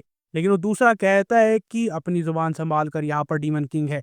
और तभी डीमन किंग पीछे आ जाता है कि मैं तुम्हें बताता हूँ कि हम यहाँ पर क्या उगाएंगे अगर तुम मेरे साथ चलोगे। उस टाइम पर डीमन किंग को याद आता है या वो अपने मन में सोचता है कि जब वो फाइट कर रहा था एजराट से तो उसे एक फूल दिखाई दिया था और वो वही फूल जाकर उसे दिखाता है और वो कहता है कि मुझे पता है ये क्या है, लेकिन ये एडिबल नहीं है, इसे खाने से बहुत ज्यादा दर्द होता है और हो सकता है पॉइजनस भी हो। लेकिन डीमन किंग कहता है कि इस पूरी जमीन में और कुछ उगता नहीं है और यहाँ पर हमारे पास बस यही है। लेकिन हम एक एक्सपेरिमेंट कंडक्ट कर रहे हैं इसे ठीक करने का और बाकी सारे डीमन लॉर्ड्स तो पहले ही इन सारी चीजों को और ज्यादा इकट्ठा करने के लिए जा चुके हैं। लेकिन वो पूछता है किस तरह का एक्सपेरिमेंट, और वो कहता है कि अभी तुम्हारी बेटी यही खाने वाली है, हमें पता चल जाएगा वो ठीक है या नहीं है। वो भागता हुआ अपनी घर की तरफ जाता है अपनी बेटी को बताने के लिए कि उसे नहीं खाना है। वो जैसे ही दरवाजा खोलकर अंदर जाता है वहां पर पहले से ही बाल और जेफरोस खड़ा था। उसे कहता है कि तुमने खाया तो नहीं, लेकिन उसकी बेटी अब पहले जो बिल्कुल हड्डियों जैसी दिख रही थी अब वो ठीक हो चुकी थी। वो कहती है कि अब मैं ठीक हूँ, मेरा पेट भी भर चुका है और इससे कोई नुकसान नहीं होता। और उसके बाद उससे पूछते क्या तुम ठीक हो, और वो कहती कि हाँ मैं बिल्कुल ठीक हूँ, इससे कुछ नहीं होता, मैंने कल भी यही खाया था, जेफरोस और बाल ने मुझे यही ला कर दिया था। और पीछे डीमन किंग आता और बताता है कि एक टाइम पर ह्यूमन लैंड पर भी ये पॉइजनस होता था, लेकिन उन्होंने इसे ठीक बना दिया था और हम भी ये कर सकते हैं। उस लड़की के खुश होने के बाद डीमन किंग को एक हैप्पी पॉइंट मिलता है। उस पॉइंट की तरफ देखकर सोचता है कि गेम में इस लड़की की पर्सनैलिटी कितनी अलग होती थी और यहाँ पर कितनी अलग है। जस्ट बिकॉज वो एक डीमन लॉर्ड है उसे हमेशा सीरियस रहने की जरूरत नहीं है, इसीलिए वो एक स्माइल करता है। लेकिन उसकी इनोसेंट स्माइल बहुत ही भद्दी डरावनी थी और उस लड़की को कहता है कि तुम बड़ी हो जाओ, लंबी हो जाओ, तुम्हें और ज्यादा स्ट्रॉन्ग बनना होगा। सबको लगता है कि उसे बड़ा होने के लिए कह रहा है क्योंकि उसे खाना है। लेकिन डीमन किंग के इस इनोसेंट एक्सप्रेशन से बहुत कुछ बदल गया था। उन्हें लग रहा था कि ये बहुत ही डेविल वही डीमन किंग है, लेकिन अंदर से तो एक इंसान है। अब यहाँ पर ये चैप्टर खत्म होता, आगे बहुत सारी दिक्कतें आने वाली हैं। क्या ये पोटैटोज को इतने ज्यादा उगा पाएंगे कि सारे के सारे डीमंस को खिला पाए? अब अगर तुम्हें ये वीडियो पसंद आई हो तो सब्सक्राइब जरूर करना, लाइक करना, हाइप करना, ताकि इस वीडियो पर व्यूज आए और हमें पता चले कि सीरीज को कंटिन्यू करना है या नहीं करना है। और हाँ, अगर तुम्हें जानना है कि ये सारी की सारी वीडियोस बनती कैसी हैं तो तुम हमें मेंबर्स बनकर सपोर्ट कर सकते हो और वहां पर जाकर ये सारी वीडियोस चेकआउट कर सकते हो। Bye bye. पिछले एपिसोड के अपार सफलता के बाद एक और नया एपिसोड, तुमने ज्यादा लाइक नहीं किए थे, तो अगर तुम चाहते हो कि आखिरी एपिसोड ना हो तो वीडियो को लाइक कर दो, क्योंकि पहला पार्ट तुम्हें पहले ही पसंद आया था, ये दूसरा ही पसंद आएगा तो क्यों ना लाइक कर दिया जाए। इस एपिसोड की स्टार्टिंग होती है जहां पर डीमन किंग के कैसल में बात हो रही थी एक रीजन के बारे में, चेवन डे डेंटोर, जहां पर दिन में भयंकर गर्मी होती है, रात को बिल्कुल जमाने वाली सर्दी होती है। इस पूरे एरिया को 4 हिस्सों में डिवाइड किया गया है, बल्कि 5 हिस्सों में, और चेवन डे डेंटोर सबसे आखिरी वाला हिस्सा है जो कि ह्यूमन रेल्म के बिल्कुल आसपास होता है। ऐसी जगह जहां पर कुछ नहीं उगता है, जो कुछ भी उगता है वो पॉइजनस होता है, लेकिन तब भी इंसान कहाँ रुकने वाले थे, वो कभी हार नहीं मानते। इसीलिए डीमन किंग डिसाइड करते हैं कि हम भी हार नहीं मानेंगे। वहां पर पिछले एपिसोड में डीमन किंग ने एक लड़की को बचाया था, उसके फादर कहते हैं कि हमने सारे पोटैटोज को लाइन अप कर दिया है, और तभी के तभी वो बाल को ऑर्डर देता है कि जंप करो, हर एक पोटैटो को कुचल दो। और ऐसे कुचलने के बाद उसके बाद ये रात को इसे ऐसे ही जमने के लिए छोड़ देंगे, फिर अगले दिन दोबारा से ऐसे ही जंप करेगा, फिर फ्रीज करेंगे, दोबारा जंप करेगा। इससे उनके अंदर जितना भी पॉइजन है वो सब खत्म हो जाएगा। उसके बाद वो जेफरोस को बुलाकर इस सारी प्रोडक्शन को और ज्यादा बढ़ा सकते हैं। सारी की सारी फार्मिंग टीम को वहां पर बुलाया जाता है और वहां पर डीमन किंग कहता है कि वो पोटैटो है जिनमें पॉइजन नहीं होता, हमारे पास अभी ज्यादा नहीं है, तो तुम सभी 2-2 ले सकते हो। लेकिन जेफरोस को ये बात बहुत ज्यादा अजीब लगती है। वो कहता है कि हमारे पास इतनी सारी मिट्टी है, हम जितना चाहे उतना उगा सकते हैं। और डीमन किंग उसे एक्सप्लेन करता है कि अभी हमारे पास जितना खाना है वो इनफ तो बिल्कुल नहीं है, अभी हमें बहुत लंबे रास्ते तक जाना है, और वैसे भी चीजों को स्केल करने में, प्रोडक्शन को बढ़ाने में थोड़ा सा टाइम लगेगा। आइडिया ये है कि पहले वो इन सारे डीमंस को ये दिखाना चाहते हैं कि ये खाने लायक है, इसमें पॉइजन नहीं है, पेट दर्द नहीं होता है। उसके बाद इन सबको गांव में भेजेंगे जहां पर जाकर सबको बताएंगे, फिर इनके पास इनफ लेबर हो जाएगा कि यहाँ पर इन्होंने जितना भी फर्टिलाइजर या मैन्योर बनाया है ये सारा का सारा वो इवनली स्प्रेड कर सके और उसके बाद अच्छी खेती होगी। लेकिन अभी भी सारे के सारे डीमंस उन आलूओं की तरफ देखकर सोच रहे थे कि यार इसे खाएं या फिर ना खाएं, क्योंकि डीमन किंग उन्हें खाना दे रहा है। अब डीमन किंग कुछ भी कर सकता है। और उसमें जो लड़की या जो फादर होते वो कहते कि मेरी बेटी ने पहले ही इसे खा लिया है, ये बिल्कुल सेफ है। लेकिन उससे आगे एक डीमन खड़ा होता और वो कहता है कि बकवास बंद कर और भौंकना तो बिल्कुल बंद कर, जरा सामने देख, डीमन किंग की शक्ल देख, तुझे लगता है कि एक ऐसा डीमन है जो बस ऐसे ही फ्री में हमें खाने के लिए दे देगा, और वो भी ऐसी चीजें जिसमें जहर नहीं है? ऐसा कभी नहीं हो सकता। लेकिन तब भी वो बिना कुछ सोचे समझे उसे खा लेता है, और जैसे ही वो खाता है उसे वो बहुत ज्यादा टेस्टी लगता है। उसकी आंखों से आंसू आने लग जाते, वो खुशी के आंसू थे। और जैसे ही पहला डीमन उसे खाता और वो मरता नहीं है, बाकी सब भी उसे खाते हैं और वो सब नारे लगाए लग जाते हैं कि लॉन्ग लिव डीमन किंग। सब लोग कहते हैं कि डीमन किंग कमाल के हैं। और उसके बाद वहां पर डीमन किंग बस एक बात सोच रहा था कि यार इनके नारे बहुत ज्यादा घटिया हैं, कम से कम ये तो चेंज करवाने पड़ेंगे। और साइड में जेफरोस खड़ा होकर बस ये सोच रहा था कि शायद ये भुखमरी को खत्म कर सकता है, यहाँ पर हमें एक दूसरे को खाना नहीं पड़ेगा। और इतने सारे डीमंस को खाना खिलाने के बाद अब डीमन किंग को 50 हैप्पी पॉइंट्स मिलते हैं। अब ये बहुत ज्यादा तो नहीं है, लेकिन शुरुआत करने के लिए ठीक है। और वो देखने लगता है कि उसे अपना कौन सा स्टैट बढ़ाना है, लेकिन उसे अभी के लिए समझ नहीं आता, तो अभी डिले कर देता है कि अभी मैं कुछ चूज नहीं कर रहा हूँ, सिचुएशन के हिसाब से कर लूंगा। उसके बाद जेफायरोस उन सबको कहता है कि जाओ गाँव में जाओ, सबको बता दो कि असली खाना जिससे जहर नहीं फैलता वो सबको मिल सकता है, अगर वो यहाँ पर अगर काम करते हैं, मेहनत करते हैं तो। और जो भी डीमन यहाँ पर काम करने के लिए आएगा उसे 2 आलू मिलेंगे। और इसी के साथ सारे गांव में जितने भी डीमंस होते हैं, छोटे बड़े बूढ़े मोटे, सब लोग वहां पर आ जाते हैं। खैर मोटा डीमन तो कोई है ही नहीं। सरगी इस टाइम पर अभी मैन्योर को ओजा फाइन कर रही थी, और तो और हार्टॉग पूरी पूरी एयर को मॉइस्चर कर रहा था। और उसी के साथ अब अजराट क्या कर रहा होगा, अभी भी उस पोल पर बंधा हुआ था। डीमन किंग कहता है इसे 10 कदम आगे लेकर जाओ, और जैसे ही वो वहां पर जाता है उसे बिजली के झटके देता है, जिससे नाइट्रोजन जमीन में पहुंच जाती है। और डीमन किंग सोचता है कि यार हर बार इस टेक्निक का यूज करना कंफर्टेबल तो नहीं है, लेकिन अभी के लिए तो इसी से काम चलाना पड़ेगा। और वो सोच भी नहीं रहा है कि जिसके ऊपर वो बिजली चला रहा है उसकी क्या हाल है। लेकिन अभी के लिए नाइट्रोजन हो चुकी है और बाकी सारा सामान भी हो चुका है। लेकिन उसके बाद सारे मैन्योर की तरफ देखकर सोचता है कि यार हमारे पास सारा सामान तो है, लेकिन इसे पूरी फील्ड में इक्वली फैलाना और मिट्टी के साथ मिक्स करना बहुत ज्यादा लेबर का काम है। लेकिन यहाँ पर जितने भी डीमन है वो बहुत ज्यादा स्ट्रांग नहीं है, उन्हें ज्यादा कुछ खाया नहीं है, वो तभी तभी बेहोश हो जाते हैं। और जब डीमन किंग ये सब कुछ सोच रहा है, पीछे अज़राइट कहता है कि भाई तू मुझे मार ही दे, प्लीज मार दे। लेकिन वो उसे दोबारा से बिजली का झटका देता है और कहता है कि मुंह बंद रखो। और इस टाइम पर डीमन किंग बस सोच रहा होता है कि उसे ऐसे सोल्जर्स की जरूरत है जो कि बिना किसी कंप्लेन के नॉन स्टॉप काम कर सके। लेकिन अभी उसके पास ज्यादा कोई ऑप्शन है नहीं, उसे उसी का वेट करना होगा जो थोड़ी देर पहले बात हुई थी। और वो जेफरस से बात कर रहा था कि उसने अपने ही टेरिटरी में जहां पर वो 4 एरिया बताए थे वहां के लॉर्ड्स को बता दिया है कि अपने अपने सोल्जर्स यहाँ पर भेज दो।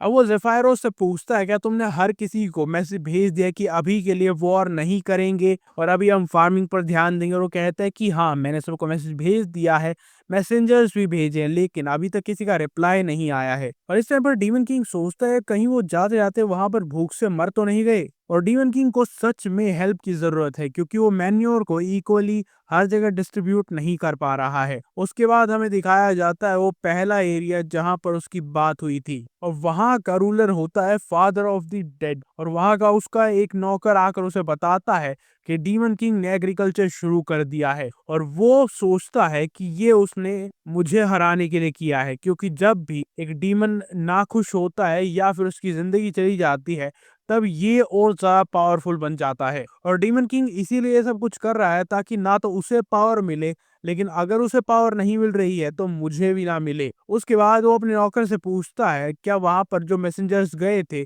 उनका क्या हुआ। और वो बताता है कि वहां पर जितने मैसेंजर्स गए थे उन्हें तो मैं पहले ही खा गया। और वो कहता है कि अच्छी बात है, किसी को अभी तक ये नहीं पता है कि वो एग्रीकल्चर कर रहा है और वो वॉर नहीं लड़ना है, क्योंकि जितने ज्यादा डीमन परेशान होंगे उतना ही तो मैं अमीर रहूंगा, मैं पावरफुल रहूंगा। उसके बाद वो उसे कहता है कि जहां पर डीमन किंग है वहां पर जाओ और फार्मिंग से रिलेटेड जो भी चीज होती है उसे तहस नहस कर दो, वो उसे यूज कर ही ना पाए। और तभी के तभी वो नौकर वहां पर पहुंच जाता है जहां पर डीमन किंग ने अपने प्लांटेशन उगाई थी, फर्टिलाइजर बनाया था, और अजराट भी वहीं पर था। वहां पर आकर अजराट को देखता है, सोचता है कि यार ये डीमन किंग तो बहुत ही ज्यादा बेकार है, और वो अजराट की हेल्प करने की कोशिश करता है। वेल एटलीस्ट कहता है कि मैं तुम्हारी हेल्प जरूर करूंगा, ये करूंगा वो करूंगा, लेकिन उसके बाद वो अपनी स्पिरिट्स को बुलाता है और कहता है कि यहाँ पर जितना भी ये सारी चीजें रखी हैं, ये सारी चीजों को मिट्टी में मिला दो और हर जगह इवनली डिस्ट्रीब्यूट करना, ताकि वो चाह कर भी, खोद कर भी मिट्टी से वो ना निकाल पाए।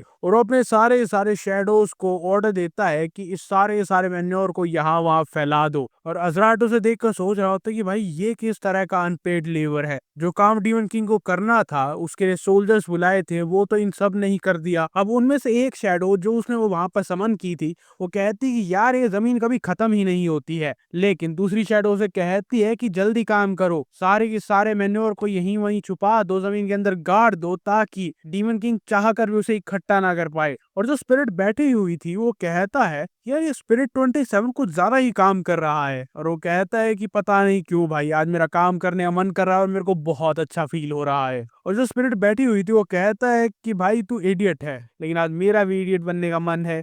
तो सब लग जाते हैं सारे मैन्योर को इकट्ठा करने में। उसके बाद सुबह की पहली किरण आती है और ये स्पिरिट्स धूप का सामना नहीं कर सकते, धूप आते ही ये मर जाती हैं, लेकिन ये बहुत खुशी खुशी मरते हैं कि इन्होंने आज कुछ प्रोडक्टिव किया है और अपना मिशन पूरा किया है। फिर कमीर जो कि यहाँ पर आया था इन सारे स्पिरिट्स को लेकर, वो कहता है कि मेरे बच्चे चले गए लेकिन उन्होंने सारा काम कर दिया, और अब वो बस डीमन किंग का चेहरा देखना चाहता है कि उसके चेहरे पर कितना गुस्सा हो गया, उसे पता चलेगा कि उसकी सारी मेहनत बर्बाद हो चुकी है। और वहीं पास के वेयर हाउस में डीमन किंग खड़ा था, उसके साथ साथ सेफायरोस भी था, और वो दोनों सोच रहे थे कि यार ये आलू अगर हम अभी प्लांट कर भी देते तब भी ये उगेंगे नहीं, क्योंकि ये अभी डोरमेंट स्टेट में है। इन्हें रेडी करने के लिए 4 डिग्री पर रखना पड़ेगा, उसके बाद किसी वार्म जगह पर शिफ्ट करना होगा।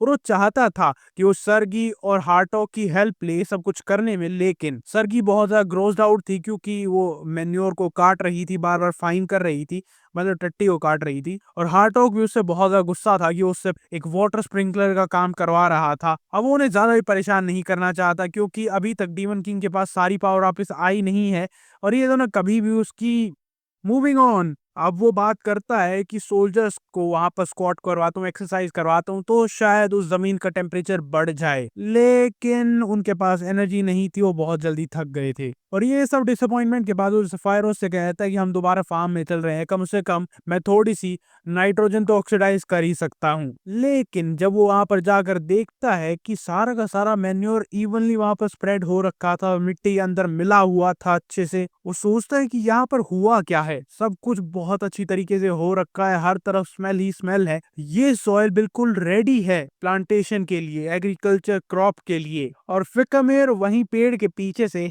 अब आएगा मजा, लेकिन उसे पता नहीं था कि बहाल उसके पीछे ही खड़ा है। तभी बहाल उसे पकड़ कर लेकर आता है कि देखो मुझे कुत्ता मिला है। अब डीमन किंग बहुत जल्दी पहचान जाता है ये कौन है, क्योंकि उसने गेम बहुत बार खेला था।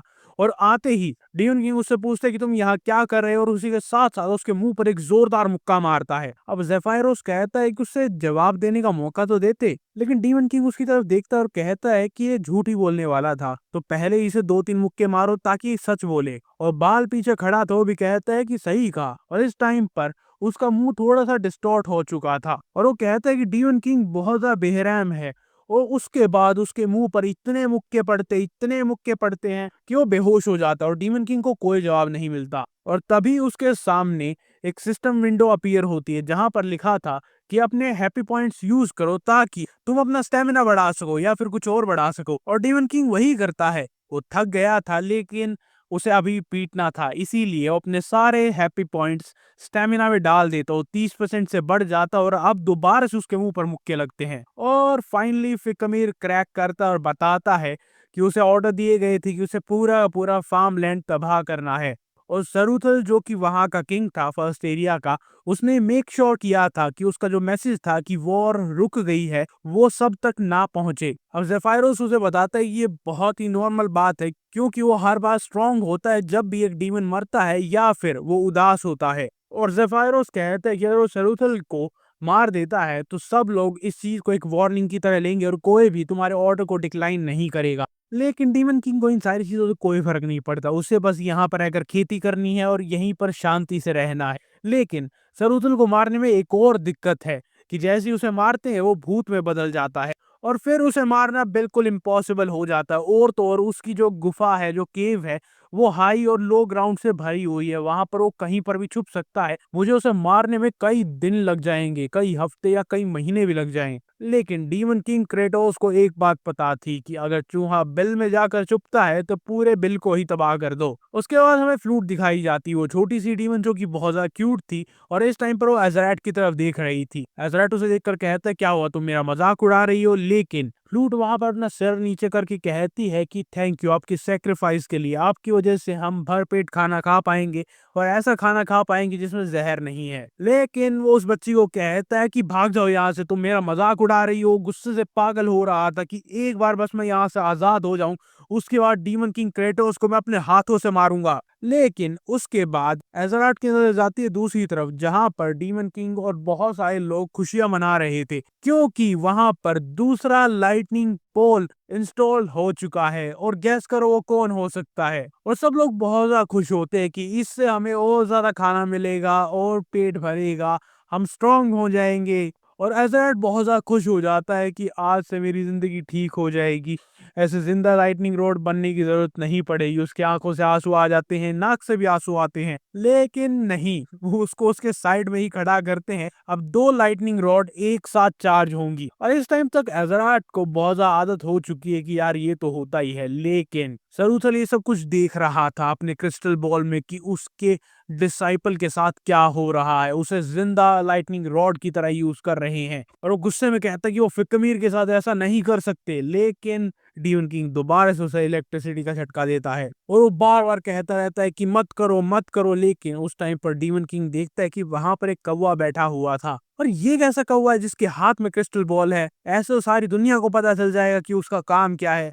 और डीमन किंग को ये शॉर्ट मिल जाती है कि सरुथल सब कुछ देख रहा है और डीमन किंग गुस्से में कहता है कि मेरी फसल तबाह करने आया था, तुझे कीमत तो चुकानी पड़ेगी। उसके बाद हमें दोबारा से फ्लूट दिखाई जाती जो कि हमेशा की तरह क्यूट काम कर रही थी। और इस टाइम पर एजराट फ्लूट से पूछता है कि तुम कर क्या रही हो? और वो कहती है कि अब जो 4 मेजर जनरल्स थे उन्होंने यहाँ पर बहुत सारा काम किया है ताकि सारे डीमंस को खाना मिल सके, तो मैं भी अपना काम करना चाहती हूँ। लेकिन एजराट उसका मजाक उड़ाता है कि तुम बेवकूफ हो बच्चे, फिकमीर ने पहले ही सारे के सारे क्रॉप लैंड को फर्टिलाइज कर दिया था। और तभी वहां पर फ्लूट आती है और फिकमीर को थैंक यू बोलने लगती है कि उसने सारी की सारी सॉइल को फर्टिलाइज कर दिया। उसके साथ साथ यहाँ पर लाइटनिंग रॉड की तरह जमीन में इलेक्ट्रिसिटी भी भेज रहा है। और अजराट से बिल्कुल अलग फिकमीर बहुत ज्यादा खुश होता है कि बच्चे तुम बहुत ज्यादा काइंड हो। लेकिन अजराट दोबारा से उसका मजाक उड़ाता है कि तुम यहाँ पर खड़ी होकर कोई हेल्प नहीं कर रही हो। और अजराट उसे बताता है कि मुझे ज्यादा कुछ तो नहीं पता, लेकिन जब आलू को थोड़ा गर्म किया जाता है तो वो खाने लायक बन जाते हैं।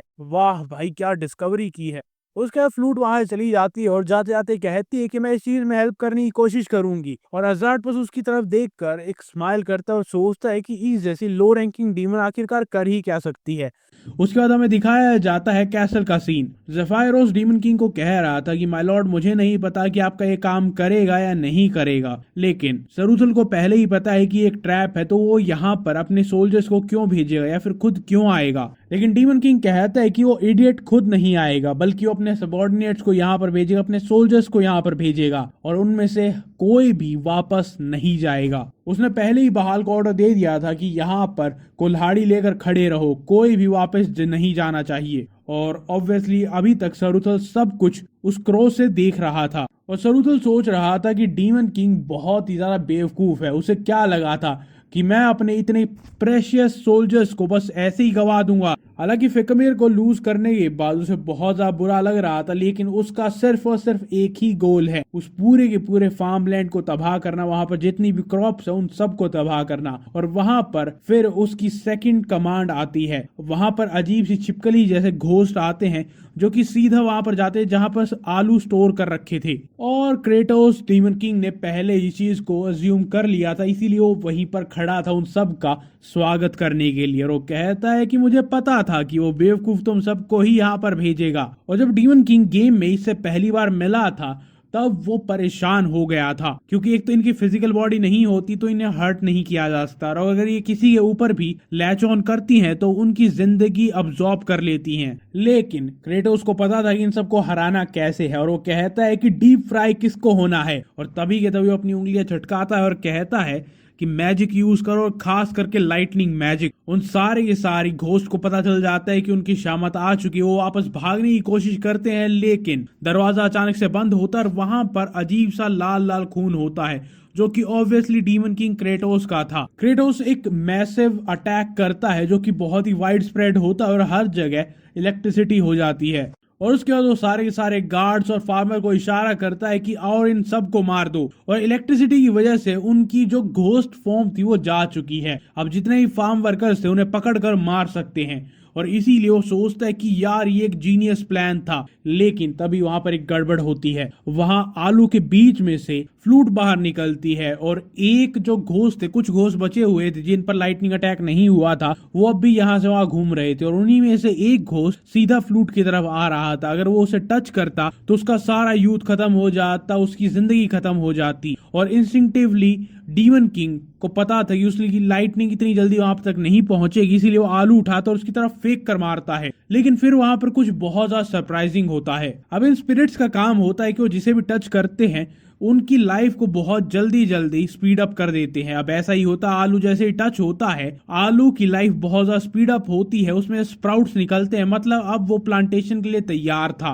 वो फ्लूट को उठाता और कहता है कि बच्चे तुमने बहुत ही बढ़िया काम किया है, लेकिन उसके चेहरे से कुछ और ही लग रहा था, और इस टाइम पर फ्लूट बेहोश हो जाती है कि यार ये डीमन किंग की शक्ल कैसी है। उसके बाद फ्लूट तो वहां से भाग जाती है, लेकिन डीमन किंग अनाउंस करता है कि बहुत हो चुका डिफेंसिव गेम, अब हम अटैक करने के लिए जा रहे हैं। उसके बाद अगली सुबह पर हमें अजराट दिखाया जाता है, जो कि सूरज को देखते हुए सोच रहा था कि मैं कौन हूँ, मैं यहाँ पर क्यों हूँ, मेरा काम क्या है, मेरा अस्तित्व क्या है, ये सूरज कितना ज्यादा सुंदर है, और मैं बहुत ज्यादा लकी हूँ कि मैं हर रोज ये नजारा देख सकता हूँ। बस एक बहुत ही घटिया बात है कि मैं हर वक्त भूखा रहता हूँ। और उसी टाइम पर वहां पर फ्लूट आती है और कहती है कि डीमन किंग ने क्रॉप्स को बहुत बढ़िया कर दिया है, हम बहुत सारे आलू उगा रहे हैं, बहुत सारे खा भी रहे हैं, और बहुत जल्दी सबके लिए भरपेट खाने के लिए होगा। और वहीं पर अजराट गुस्से पागल हो जाता है कि बच्चे मैं तुम्हें जान से मार दूंगा। फ्लूट कहती है मैं तुम्हें थोड़ा सा खाना दूंगी।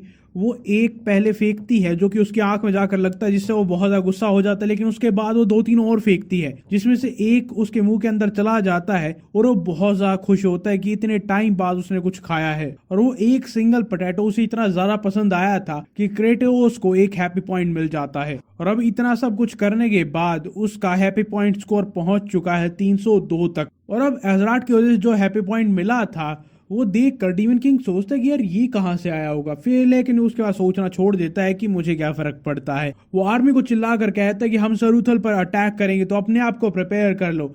और जब वो वहां पर पहुंचने वाले ही थे, मतलब उन्हें ब्रिज क्रॉस करके जाना था, वहां पर दो स्पिरिट खड़ी होती हैं, और वो हंसते मुस्कुराते खेलते हुए कहते हैं हम इसे काट देंगे, और वो उस ब्रिज को काट भी देते हैं। लेकिन डीमन किंग कहाँ रुकने वाला था, वो भागता है और जंप करता है, लेकिन वो वहां तक नहीं पहुंच पाता क्योंकि वो बहुत ज्यादा दूर था। और वो स्पिरिट्स भी कह रही होती कि डीमन किंग कितना बड़ा बेवकूफ है, लेकिन डीमन किंग के पास एक ट्रिक थी, ग्लिच का फायदा उठाना, तो वो वही करता है। सबको दोबारा से उसका पिछवाड़ा दिखाई देता है, फ्लिप करता है, फिर दोबारा से वैसा होता है, फ्लिप करता है, आगे जाता है। और वो दोनों ही स्पिरिट जो अभी तक नाच रही थी वहां पर ये कहकर भाग जाती हैं कि डीमन किंग बहुत ज्यादा डरावना है। और वो ज़ेफायरोस की तरफ देखकर कहता है कि जैसा हमने सोचा था प्लान बिल्कुल वैसा ही जा रहा है। उसके बाद वो ज़ेफायरोस की तरफ भाग कर जाता है उसे मारने के लिए, और अपने सारे दोस्तों को इशारा कर देता है। सरूथल अपने सारे के सारे घोस्ट को उसे मारने के लिए भेजता है कि जाओ और उसे खत्म कर दो।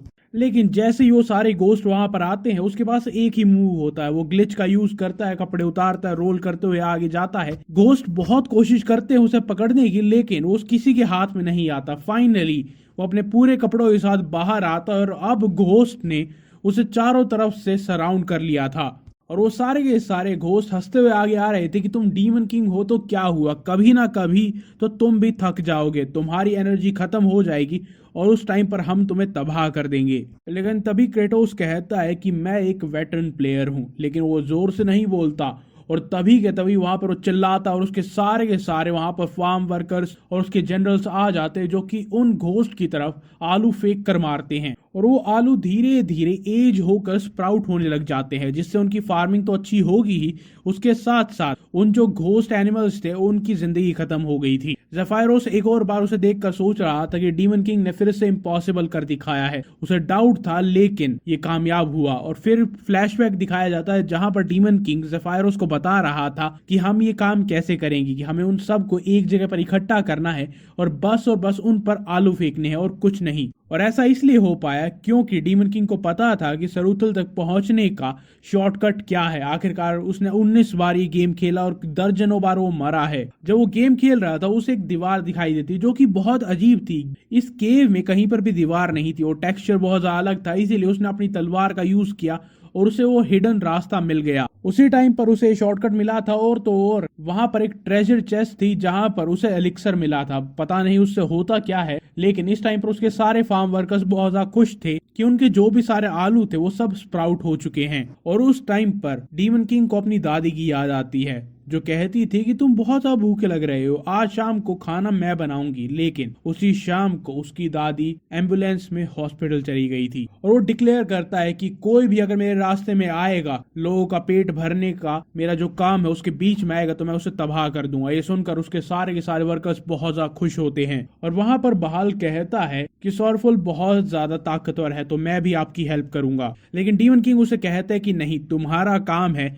इन सारे के सारे आलू को वापस फार्म पर लेकर जाना और वो भी बिल्कुल सेफली। एक भी आलू बर्बाद नहीं होना चाहिए, उसे हराना मेरा काम है। और इस टाइम पर सरूथल एक बड़े से क्रिस्टल के सामने खड़ा है जहां पर वो आइस गॉड से मांग रहा था कि उसे और ज्यादा स्पिरिट्स मिले ताकि वो डीमन किंग को हरा सके। लेकिन तभी के तभी वहां पर क्रेटोस डीमन किंग आता है और उसके मुंह पर लात मारता है और कहता है कि सॉरी, तुम्हारी प्रेयर बीच में ही अधूरी रह गई। लेकिन वो पूछता है कि तुम इतनी जल्दी यहाँ पर कैसे आ गए, और वो अपनी उंगलियां चटकाते हुए कहता है कि तुझे इससे क्या लेना देना, यहाँ पर तेरा काम सिर्फ एक है और वो है मार खाना। लेकिन सरूथल वहां पर कहता है कि तुम बहुत ज्यादा बेवकूफ हो कि यहाँ पर अकेले आए हो, तुम्हें शायद अभी तक पता नहीं है कि मेरी असली ताकत क्या है। लेकिन डीमन किंग को पहले से पता है, उसने 19 बार ये गेम खेला है, 19 बार कंप्लीट किया है, खेला तो बहुत बार है। अब उसके बाद उसे याद आता है जब वो गेम खेल रहा था शुरू में, सरूथल यहाँ से वहां घूमता रहता था घोस्ट बनकर और उसकी जितनी भी सोल्स होती थी वो सब मरने के बाद यहीं पर इस क्रिस्टल में इकट्ठा हो जाती थी। और जब सरूथल इससे प्रे करता था और पावर मांगता था तो यहाँ पर और भी बहुत सारी घोस्ट आ जाते थे और फिर फाइनली उसने अपनी असली एबिलिटी दिखा दी थी। वो सामने वाले का एवेटार कॉपी कर सकता, उसकी सारी स्किल सारी स्ट्रेंथ एग्जैक्टली मैच कर सकता है। तो इसीलिए उसे जीतना बहुत ज्यादा मुश्किल है, प्लस उसके पास अपनी घोस्ट पावर तो होती ही है। लेकिन अब उसने क्रेटोस की सारी स्किल्स कॉपी की हैं। अब क्रेटोस तो इतना पावरफुल है भी नहीं और प्लस उसके पास हैप्पी पॉइंट्स हैं, तो अब वो अपने आप को अपग्रेड कर सकता है, जबकि सामने वाला उसी पुरानी स्किल सेट पर रहेगा। और वो जल्दी से अपना सिस्टम विंडो खोलता है और सारे के सारे पॉइंट्स डेक्सटेरिटी में लगा देता है। वो उस पर अटैक करने के लिए आता है और वो बहुत आसानी से डॉज कर लेता है और उसके पेट में एक जोरदार मुक्का मारता है। वो दोबारा से आगे आकर अटैक करता है, लेकिन इस बार डीमन किंग सारी के सारे पॉइंट स्ट्रेंथ में डालने लगता है, स्ट्रेंथ इंक्रीज करता है और उसके मुक्के पर मुक्का मारता है। और सरूथल वहां पर बच्चों की तरह रोने लग जाता है कि ये पॉसिबल कैसे, तुम्हारे पास मेरे से ज्यादा स्ट्रेंथ कैसे हो सकती है। और डीमन किंग कहता है कि मैं किसान हूँ, किसान, कुछ चीजें तू कॉपी नहीं कर सकता। और उसके बाद वो अपनी स्किल, स्टैमिना, मैजिकल पावर सारी चीजों में पॉइंट्स डालकर उन्हें इंक्रीज करता है और अपनी लाइटनिंग स्ट्राइक से उस पर अटैक करता है। और ऑब्वियसली उसकी लाइटनिंग बहुत ज्यादा स्ट्रांग थी तो सरूथल को बस एक स्लाइम बना देता है। अब जब उसके सारे के सारे एट्रीब्यूट्स थोड़े थोड़े अपग्रेड हो चुके थे तो उसके बाद एक और चीज अनलॉक होती है कि वो थ्रोन ऑफ फार्मर किंग जो थ्रोन है वो मंगा सकता है। अब ये देखा देखा लग रहा है, लेकिन बस इसमें सारे के सारे फार्मिंग टूल्स थे। अब वो फाइनली खुश होता है कि उसे प्रॉपर फार्मिंग टूल्स मिल रहे हैं, लेकिन तभी के तभी वो स्लाइम बोलता है कि बात अभी खत्म नहीं हुई है। और डीमन किंग ने पहले ही फिगर आउट कर लिया था कि एक सेकंड फेज जरूर होता है। और तभी के तभी पीछे से बहाल आता है बाकी सारे फार्मर्स के साथ दरवाजा तोड़कर, और इतने सारे लोगों को देखकर थोड़ी देर के लिए तो उसके भी पसीने छूट जाते हैं कि भाई क्या हो रहा है, क्या हम बैठ के बात कर सकते हैं। लेकिन डीमन किंग कहता है कि नहीं, जाओ और इसे सबक सिखाओ। वो सारे के सारे वहां पर फार्मर उसे पीटने लग जाते हैं। और डीमन किंग बस सोच रहा होता है कि यार थोड़े दिन पहले ये वही इंसान थे जो भूख से मरने वाले थे, और अब इतनी ज्यादा पिटाई करने के बाद डीमन किंग सोचता है कि उस थ्रोन को बुलाने का काम है। और वहां पर आसमान में एक पीली लाइट दिखाई देती है और वहां से वो थ्रोन नीचे आ रहा था और डायरेक्ट जाकर सरूथल के ऊपर जाकर गिरता है और वो वहां से बिल्कुल गायब हो जाता है। सबको दिखता है कि डीमन किंग कितना रूथलेस है, उसने सरूथल को कंप्लीटली खत्म कर दिया है। सब लोग खुशी मनाते हैं कि एक ट्रू विलन है, हमारा डीमन किंग एक ट्रू विलन है। और एक सेकंड के लिए तो डीमन किंग भी हैरान था कि यार ये प्लान तो नहीं था, लेकिन फिर भी वो सेलिब्रेशन में ज्वाइन इन करता है। और एजरेट के साइड में फिकमीर था, वो भी आत्मा बनकर ऊपर उड़ जाते क्योंकि वो भी अपने बॉस से कनेक्टेड था। अब आलू वहां पर पहुंच चुके थे, उनका लैंड पहले से फर्टिलाइज था, सब कुछ सही होगा। अब जब वो वहां से जा रहे थे तभी वहां पर जो ब्लू क्रिस्टल था उससे आवाज आती है कि तुमने 20वीं बार इस बॉस को हराया है। और क्रेटोस बहुत ज्यादा हैरान हो जाता है कि गेम को याद है, गेम याद रखता है कि उसने 19 बार इस बॉस को हराया था और अब ये 20वीं बार था। तभी वहां पर उसके लिए एक सीक्रेट क्वेस्ट और सीक्रेट इनाम आता है। वो क्रिस्टल धीरे धीरे खुलने लगता है और वहां से एक बहुत ही क्यूट ब्लू ड्रैगन निकल कर आता है और क्रेटोस धीरे धीरे उसके पास जाता है और वो ड्रैगन सोच रहा होता है क्या यही पापा है। उसे लगा था कि इस दुनिया में उसके कोई पापा नहीं होंगे, लेकिन जैसे ही वो डीमन किंग की तरफ देखता है उसकी आत्मा निकल जाती है। उसके बाद जो वो घर जा रहे थे सब लोग चिल्ला रहे थे कि आज पार्टी होगी, आज पार्टी होगी, और उस ड्रैगन को लग रहा था कि यार ये मुझे ही खा जाएंगे। लेकिन उसके बाद वो अपने सामने देखता है जहां से सारे फार्मर वापस आ रहे थे, उसकी फैमिलीज वेट कर रही थी, बच्चे अपने फादर के पास जा रहे थे, वाइफ अपने हस्बैंड के पास जा रही थी। और ड्रैगन भी ये सब कुछ देखता है और वो सोचता है कि आखिरकार डीमन किंग इतना बेकार नहीं है। और वो सोचता है कि यहाँ पर बहुत ज्यादा पॉजिटिव एनर्जी है, डीमन उतने भी खतरनाक नहीं होते जब तक कि वो डीमन किंग की तरफ नहीं देखता।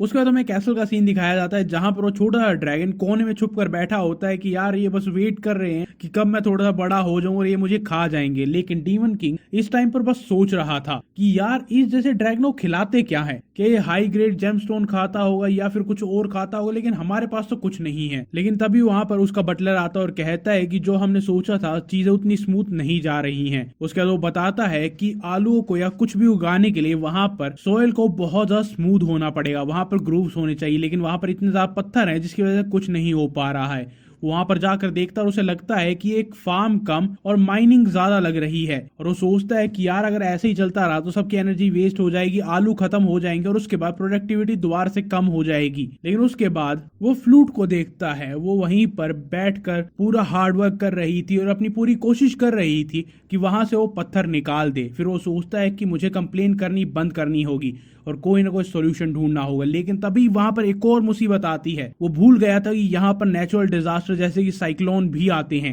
और वो इतने तेज होते हैं कि अगर वहां पर कोई इंसान फंस जाए तो उसके चिथड़े उड़ जाते हैं। अब जहां पर अजराट होता है वहीं पर फ्लूट भी होती है और डीमन किंग और बाकी सारे वर्कर्स तो पीछे हो जाते हैं।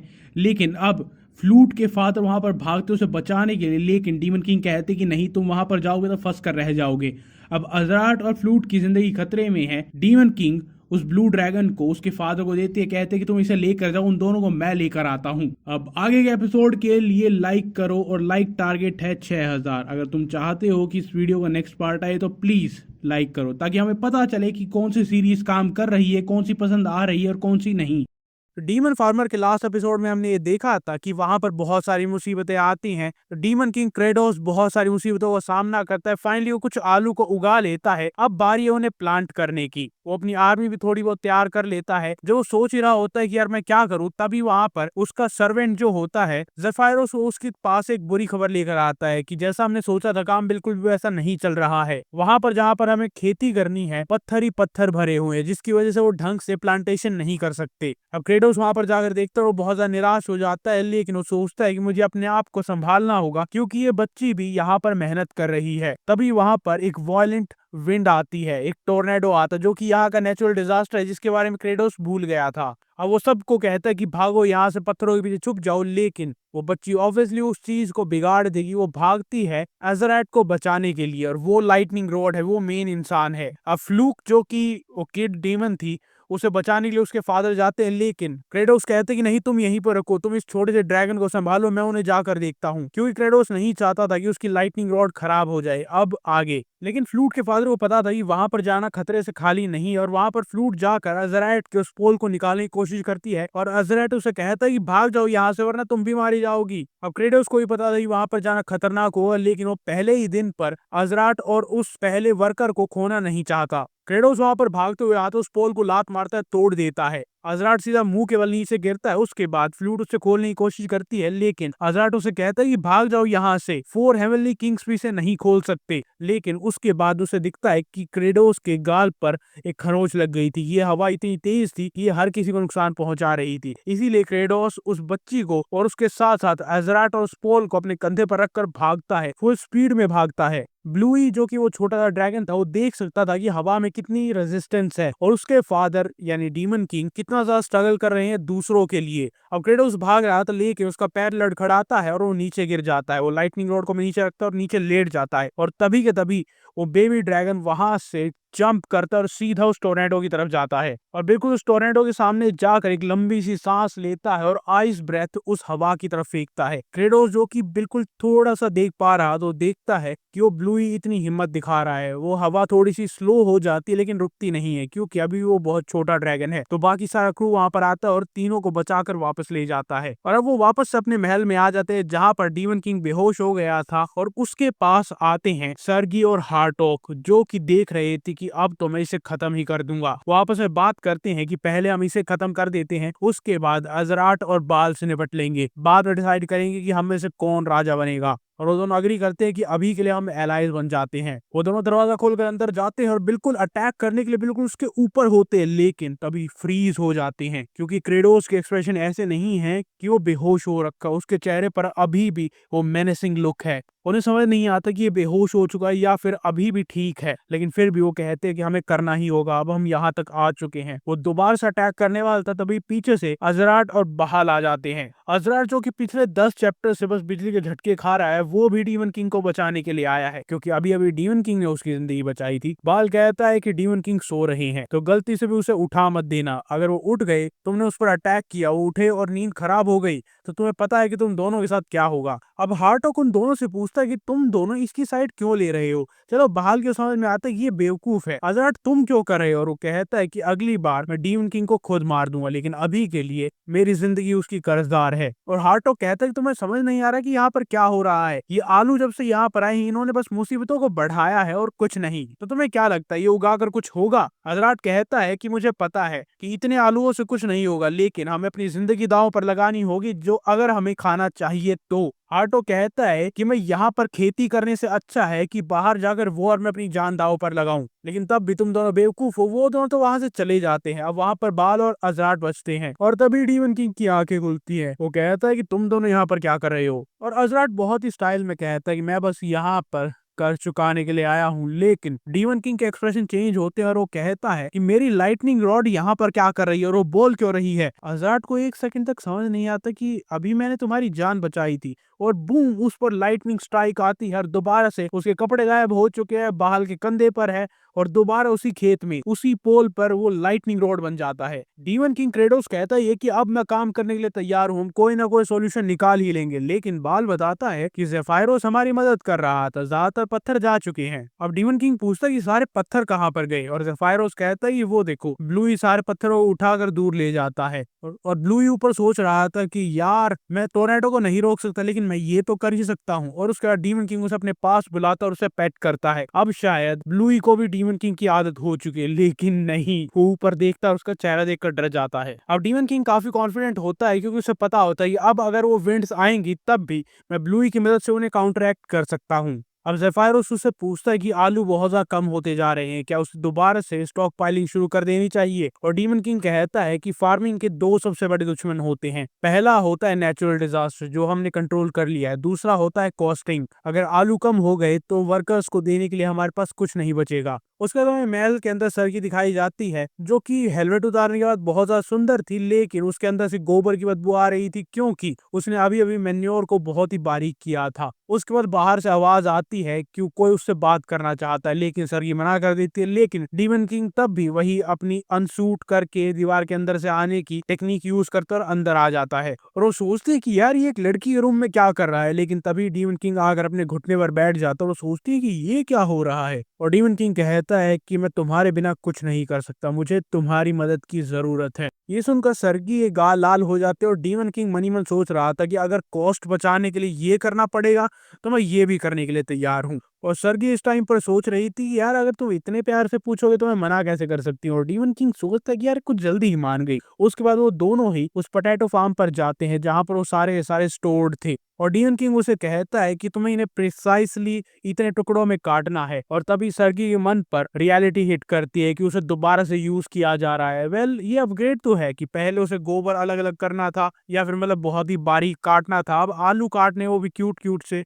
लेकिन उन्हें ऐसे ही नहीं काटना, उन्हें बिल्कुल परफेक्टली बीच में से काटना है कि 3 स्प्राउट एक जगह हो, 3 एक जगह हो। वो 2-3 आलू पर उछालता है टेस्ट के लिए और सरगी उन्हें काट देती है बिल्कुल परफेक्टली। डीमन किंग उसे देखता और कहता है कि मैं सही था, इस पूरे एम्पायर में सिर्फ तुम ही वो हो जो ये काम कर सकती है। और सरगी दोबारा से शर्मा जाती है, लेकिन सरगी दोबारा से स्नैप कर जाती है और कहती है कि मैं तुम्हारी बातों में नहीं आने वाली। लेकिन तभी डीमन किंग के चेहरे पर गुस्से वाला लुक आता है, उसका हाथ पकड़ता है और उसके ब्लेड साफ करने लग जाता है। ये देखकर सरगी दोबारा से शर्मा जाती है और कहती है कि तुम क्या कर रहे हो। और डीमन किंग कहता है कि इस पर थोड़ा पोटैटो जूस लग गया है, लेकिन उसके मन में चल रहा था कि ये हाइजीन रखने का बेस्ट तरीका, क्योंकि थोड़े टाइम पहले ये गोबर को काट रही थी। उसके बाद सरगी को दोबारा कहता है कि प्लीज क्या तुम ये कर सकती हो, कि तुम्हारे बिना ये कोई नहीं कर सकता। और सरगी मनी मन सोचती कि ठीक है मैं इस बार करूंगी, दोबारा नहीं करूंगी। वो मनी मन सोचती है कि यार डीमन किंग कितना बेवकूफ है, वो मेरे बिना कुछ नहीं कर सकता। और उसी टाइम पर डीमन किंग वहां से भाग जाता है और कहता है कि तुम बेस्ट हो, तुम सब कुछ कर सकती हो, मैं गर्म पानी लेकर आता हूँ क्योंकि हम ये सारी रात करेंगे, सारे आलू आज ही कटेंगे। उसके बाद हार्टॉक दूर से देख रहा होता है कि वो सरगी को कहता है कि ऐसे करो ऐसे करो ऐसे करो, और वो आलूओं को बिल्कुल प्रिसाइसली काट रहे होते हैं। और सोचता है कि सरगी भी उन्हीं बेवकूफों में से बन गई है जो कि ब्रेन वॉश हो चुके हैं। अगले दिन वो सारे आलू वहां पर लेकर आते हैं, जहाँ पर हार्टॉक सोचता है कि इस चीज का कोई फायदा नहीं है, इनके अंदर इतनी भी इंटेलिजेंस नहीं है कि करना क्या है।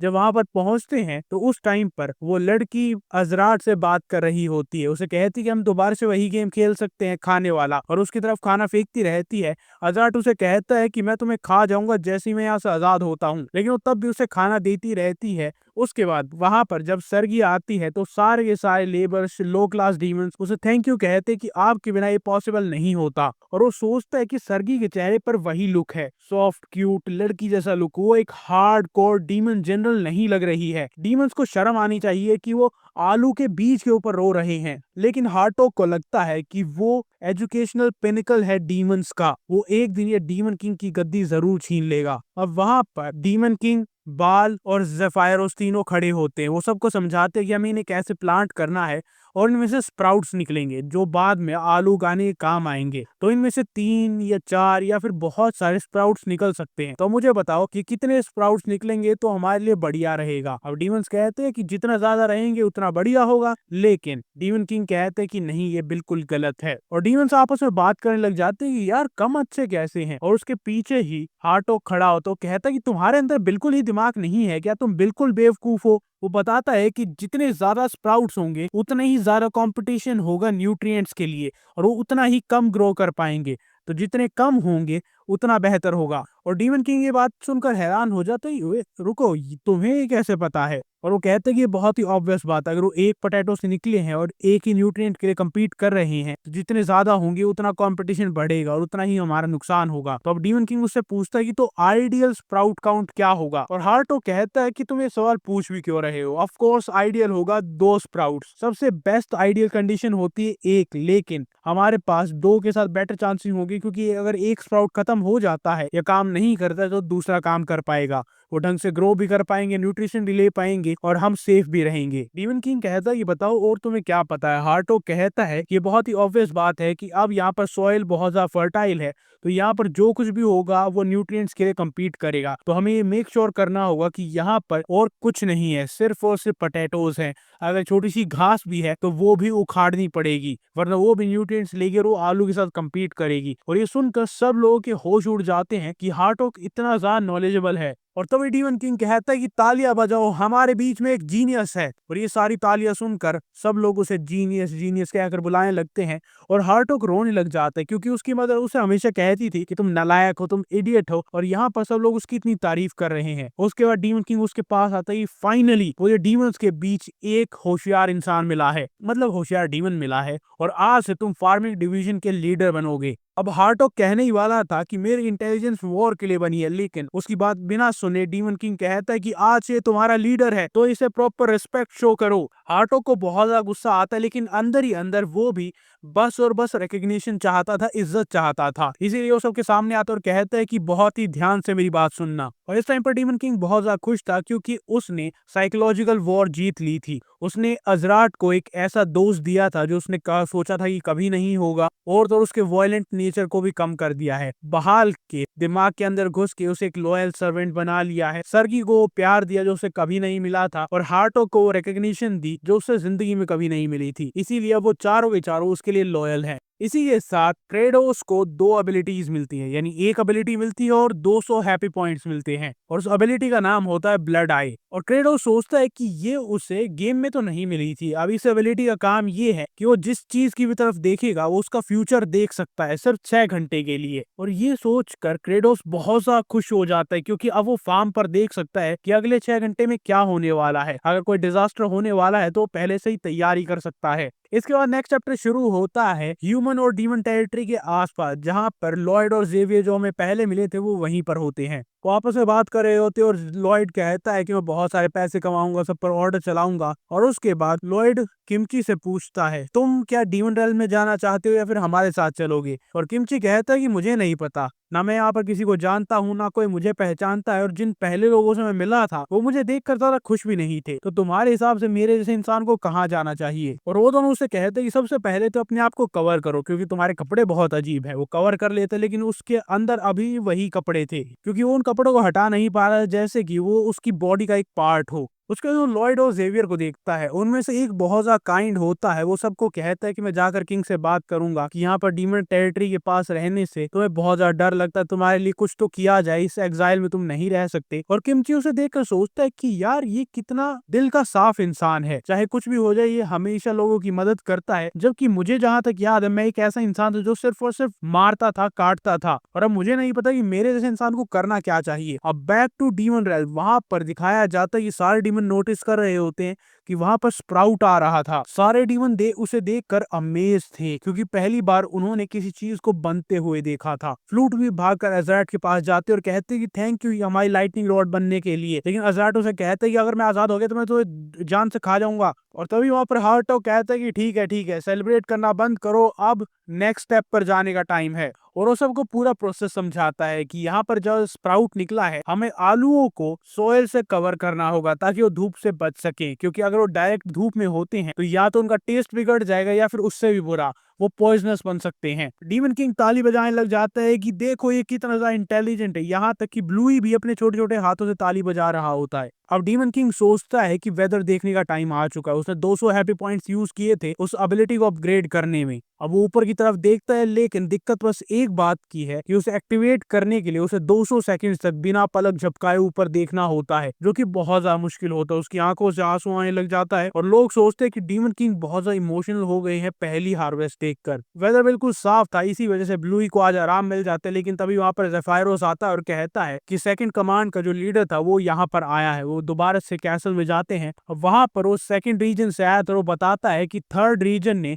अटैक कर दिया। जैसे उन्हें ये पता चला कि डीमन किंग ने वॉर रोकने के लिए कहा है, उन्हें लगा कि डीमन किंग कमजोर हो चुका है और उन्होंने हम पर हमला कर दिया है। अब डीमन किंग के लिए अच्छी बात नहीं है, क्योंकि अगर वो सक्सेसफुल हो जाते हैं तो दोनों रीजन की आर्मी को अपने साथ मिला लेंगे। अब दिक्कत ये है कि इटर्नल स्वैम्प जो सेकंड एरिया है वहां पर जाना है, वो बहुत ज्यादा दूर है, बहुत खतरनाक है। प्लस जो सीक्रेट गेट्स होते रहे यहाँ से वहाँ ट्रेवल करने के लिए गेम में, वो अभी काम नहीं कर रहे हैं। अब उसे ये नहीं पता कि वो फार्मिंग और वॉर दोनों एक साथ कैसे कर सकता है। लुईस का मुंह चाटने लग जाता है, लेकिन तभी डीमन किंग को एक आइडिया आता है और तभी उसके दिमाग में आता है कि मेरी बेस्ट बेट होगी कि सर्गी और बाल को वहां पर भेजना, क्योंकि ये दोनों ही सबसे ज्यादा लॉयल हैं और बेसिकली फार्मिंग में कोई काम नहीं आते। बहुत ज्यादा बेकार आदमी है भाई, सर्गी से सारी मदद ली और अब कह रहा है कोई काम नहीं आती। वो उसे शॉर्टकट के बारे बारे में बताता है कि यहाँ से जाओगे तो तुम जल्दी पहुंच सकते हो। उसके बाद हमें सेकंड रीजन दिखाया जाता है जहां पर प्लेनस होता है जो कि किंग है सेकंड रीजन का, और प्लेनस पूछता है कि तुम डीमन किंग को धोखा कैसे दे सकते हो। वो कहता है कि ये बस मिसअंडरस्टैंडिंग है, कोई रिबेलियन नहीं है, हमें वॉर को कंटिन्यू करना होगा वरना डीमन रेस एक्सटिंक्ट हो जाएगी। और प्लेनस कहता है कि नहीं, तुम्हें क्रेडोस पर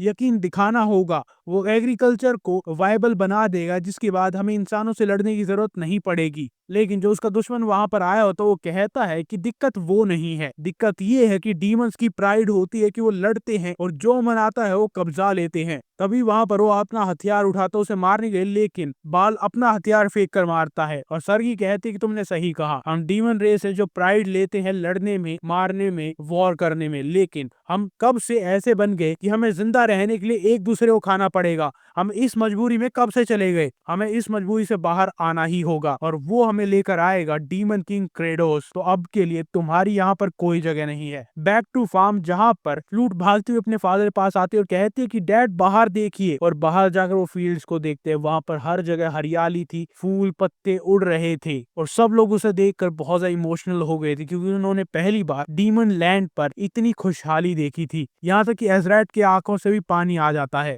और डीमन किंग भी फाइनली इस टाइम पर रिलैक्स होता है। वो सोचता है कि इस टाइम पर कोई नहीं लड़ रहा है, सब लोग रिलैक्स है, कितना खुशी का माहौल है। तभी वहां पर फ्लूट भागते हुए आती है और कहती है कि ये कितना ज्यादा सुंदर है। अब बैक टू द फाइट जहां पर सरगी अपने 6 हाथ से उस ओपोनेंट को बुरी तरीके से मार रही थी। बाल पीछे से आता उसे पकड़ लेता है और सरगी उसे मारती रहती है। और जो दुश्मन वहां पर वॉर करने के लिए आया तो वो कहता है कि तुम सब ने कहा था कि कोई भी डीमन मारा नहीं जाएगा, लेकिन तुम्हारे एक्शंस तुम्हारे वर्ड से मैच नहीं करते। और सरगी कहती है कि वो वर्ड्स तुम जैसों के लिए नहीं थे, कभी कभी एक को मारना पड़ता है ताकि बाकी सब की खुशियां बचाई जा सके और तुम्हें यहाँ से जाना ही होगा। अब बैक टू द फार्म जहां पर क्रेडोस फाइनली कहता है कि अब बहुत हुआ, अब सारे फूलों को उखाड़ दो। और ये सुनकर सारे डीमन बिल्कुल ऐसे हो जाते हैं, भाई ये क्या कह दिया, इतनी सुंदर चीज पहली बार आई थी। एक बार के लिए तो एजराट भी आगे पीछे होने लगता है कि नहीं, ये तुम ऐसा नहीं कर सकते, फाइनली ये जगह सुंदर लग रही थी। लेकिन हार्टो कहता है कि ऑर्डर मिला है तो पूरा करना पड़ेगा, क्योंकि तुम्हें नहीं पता है कि ये सारे फूल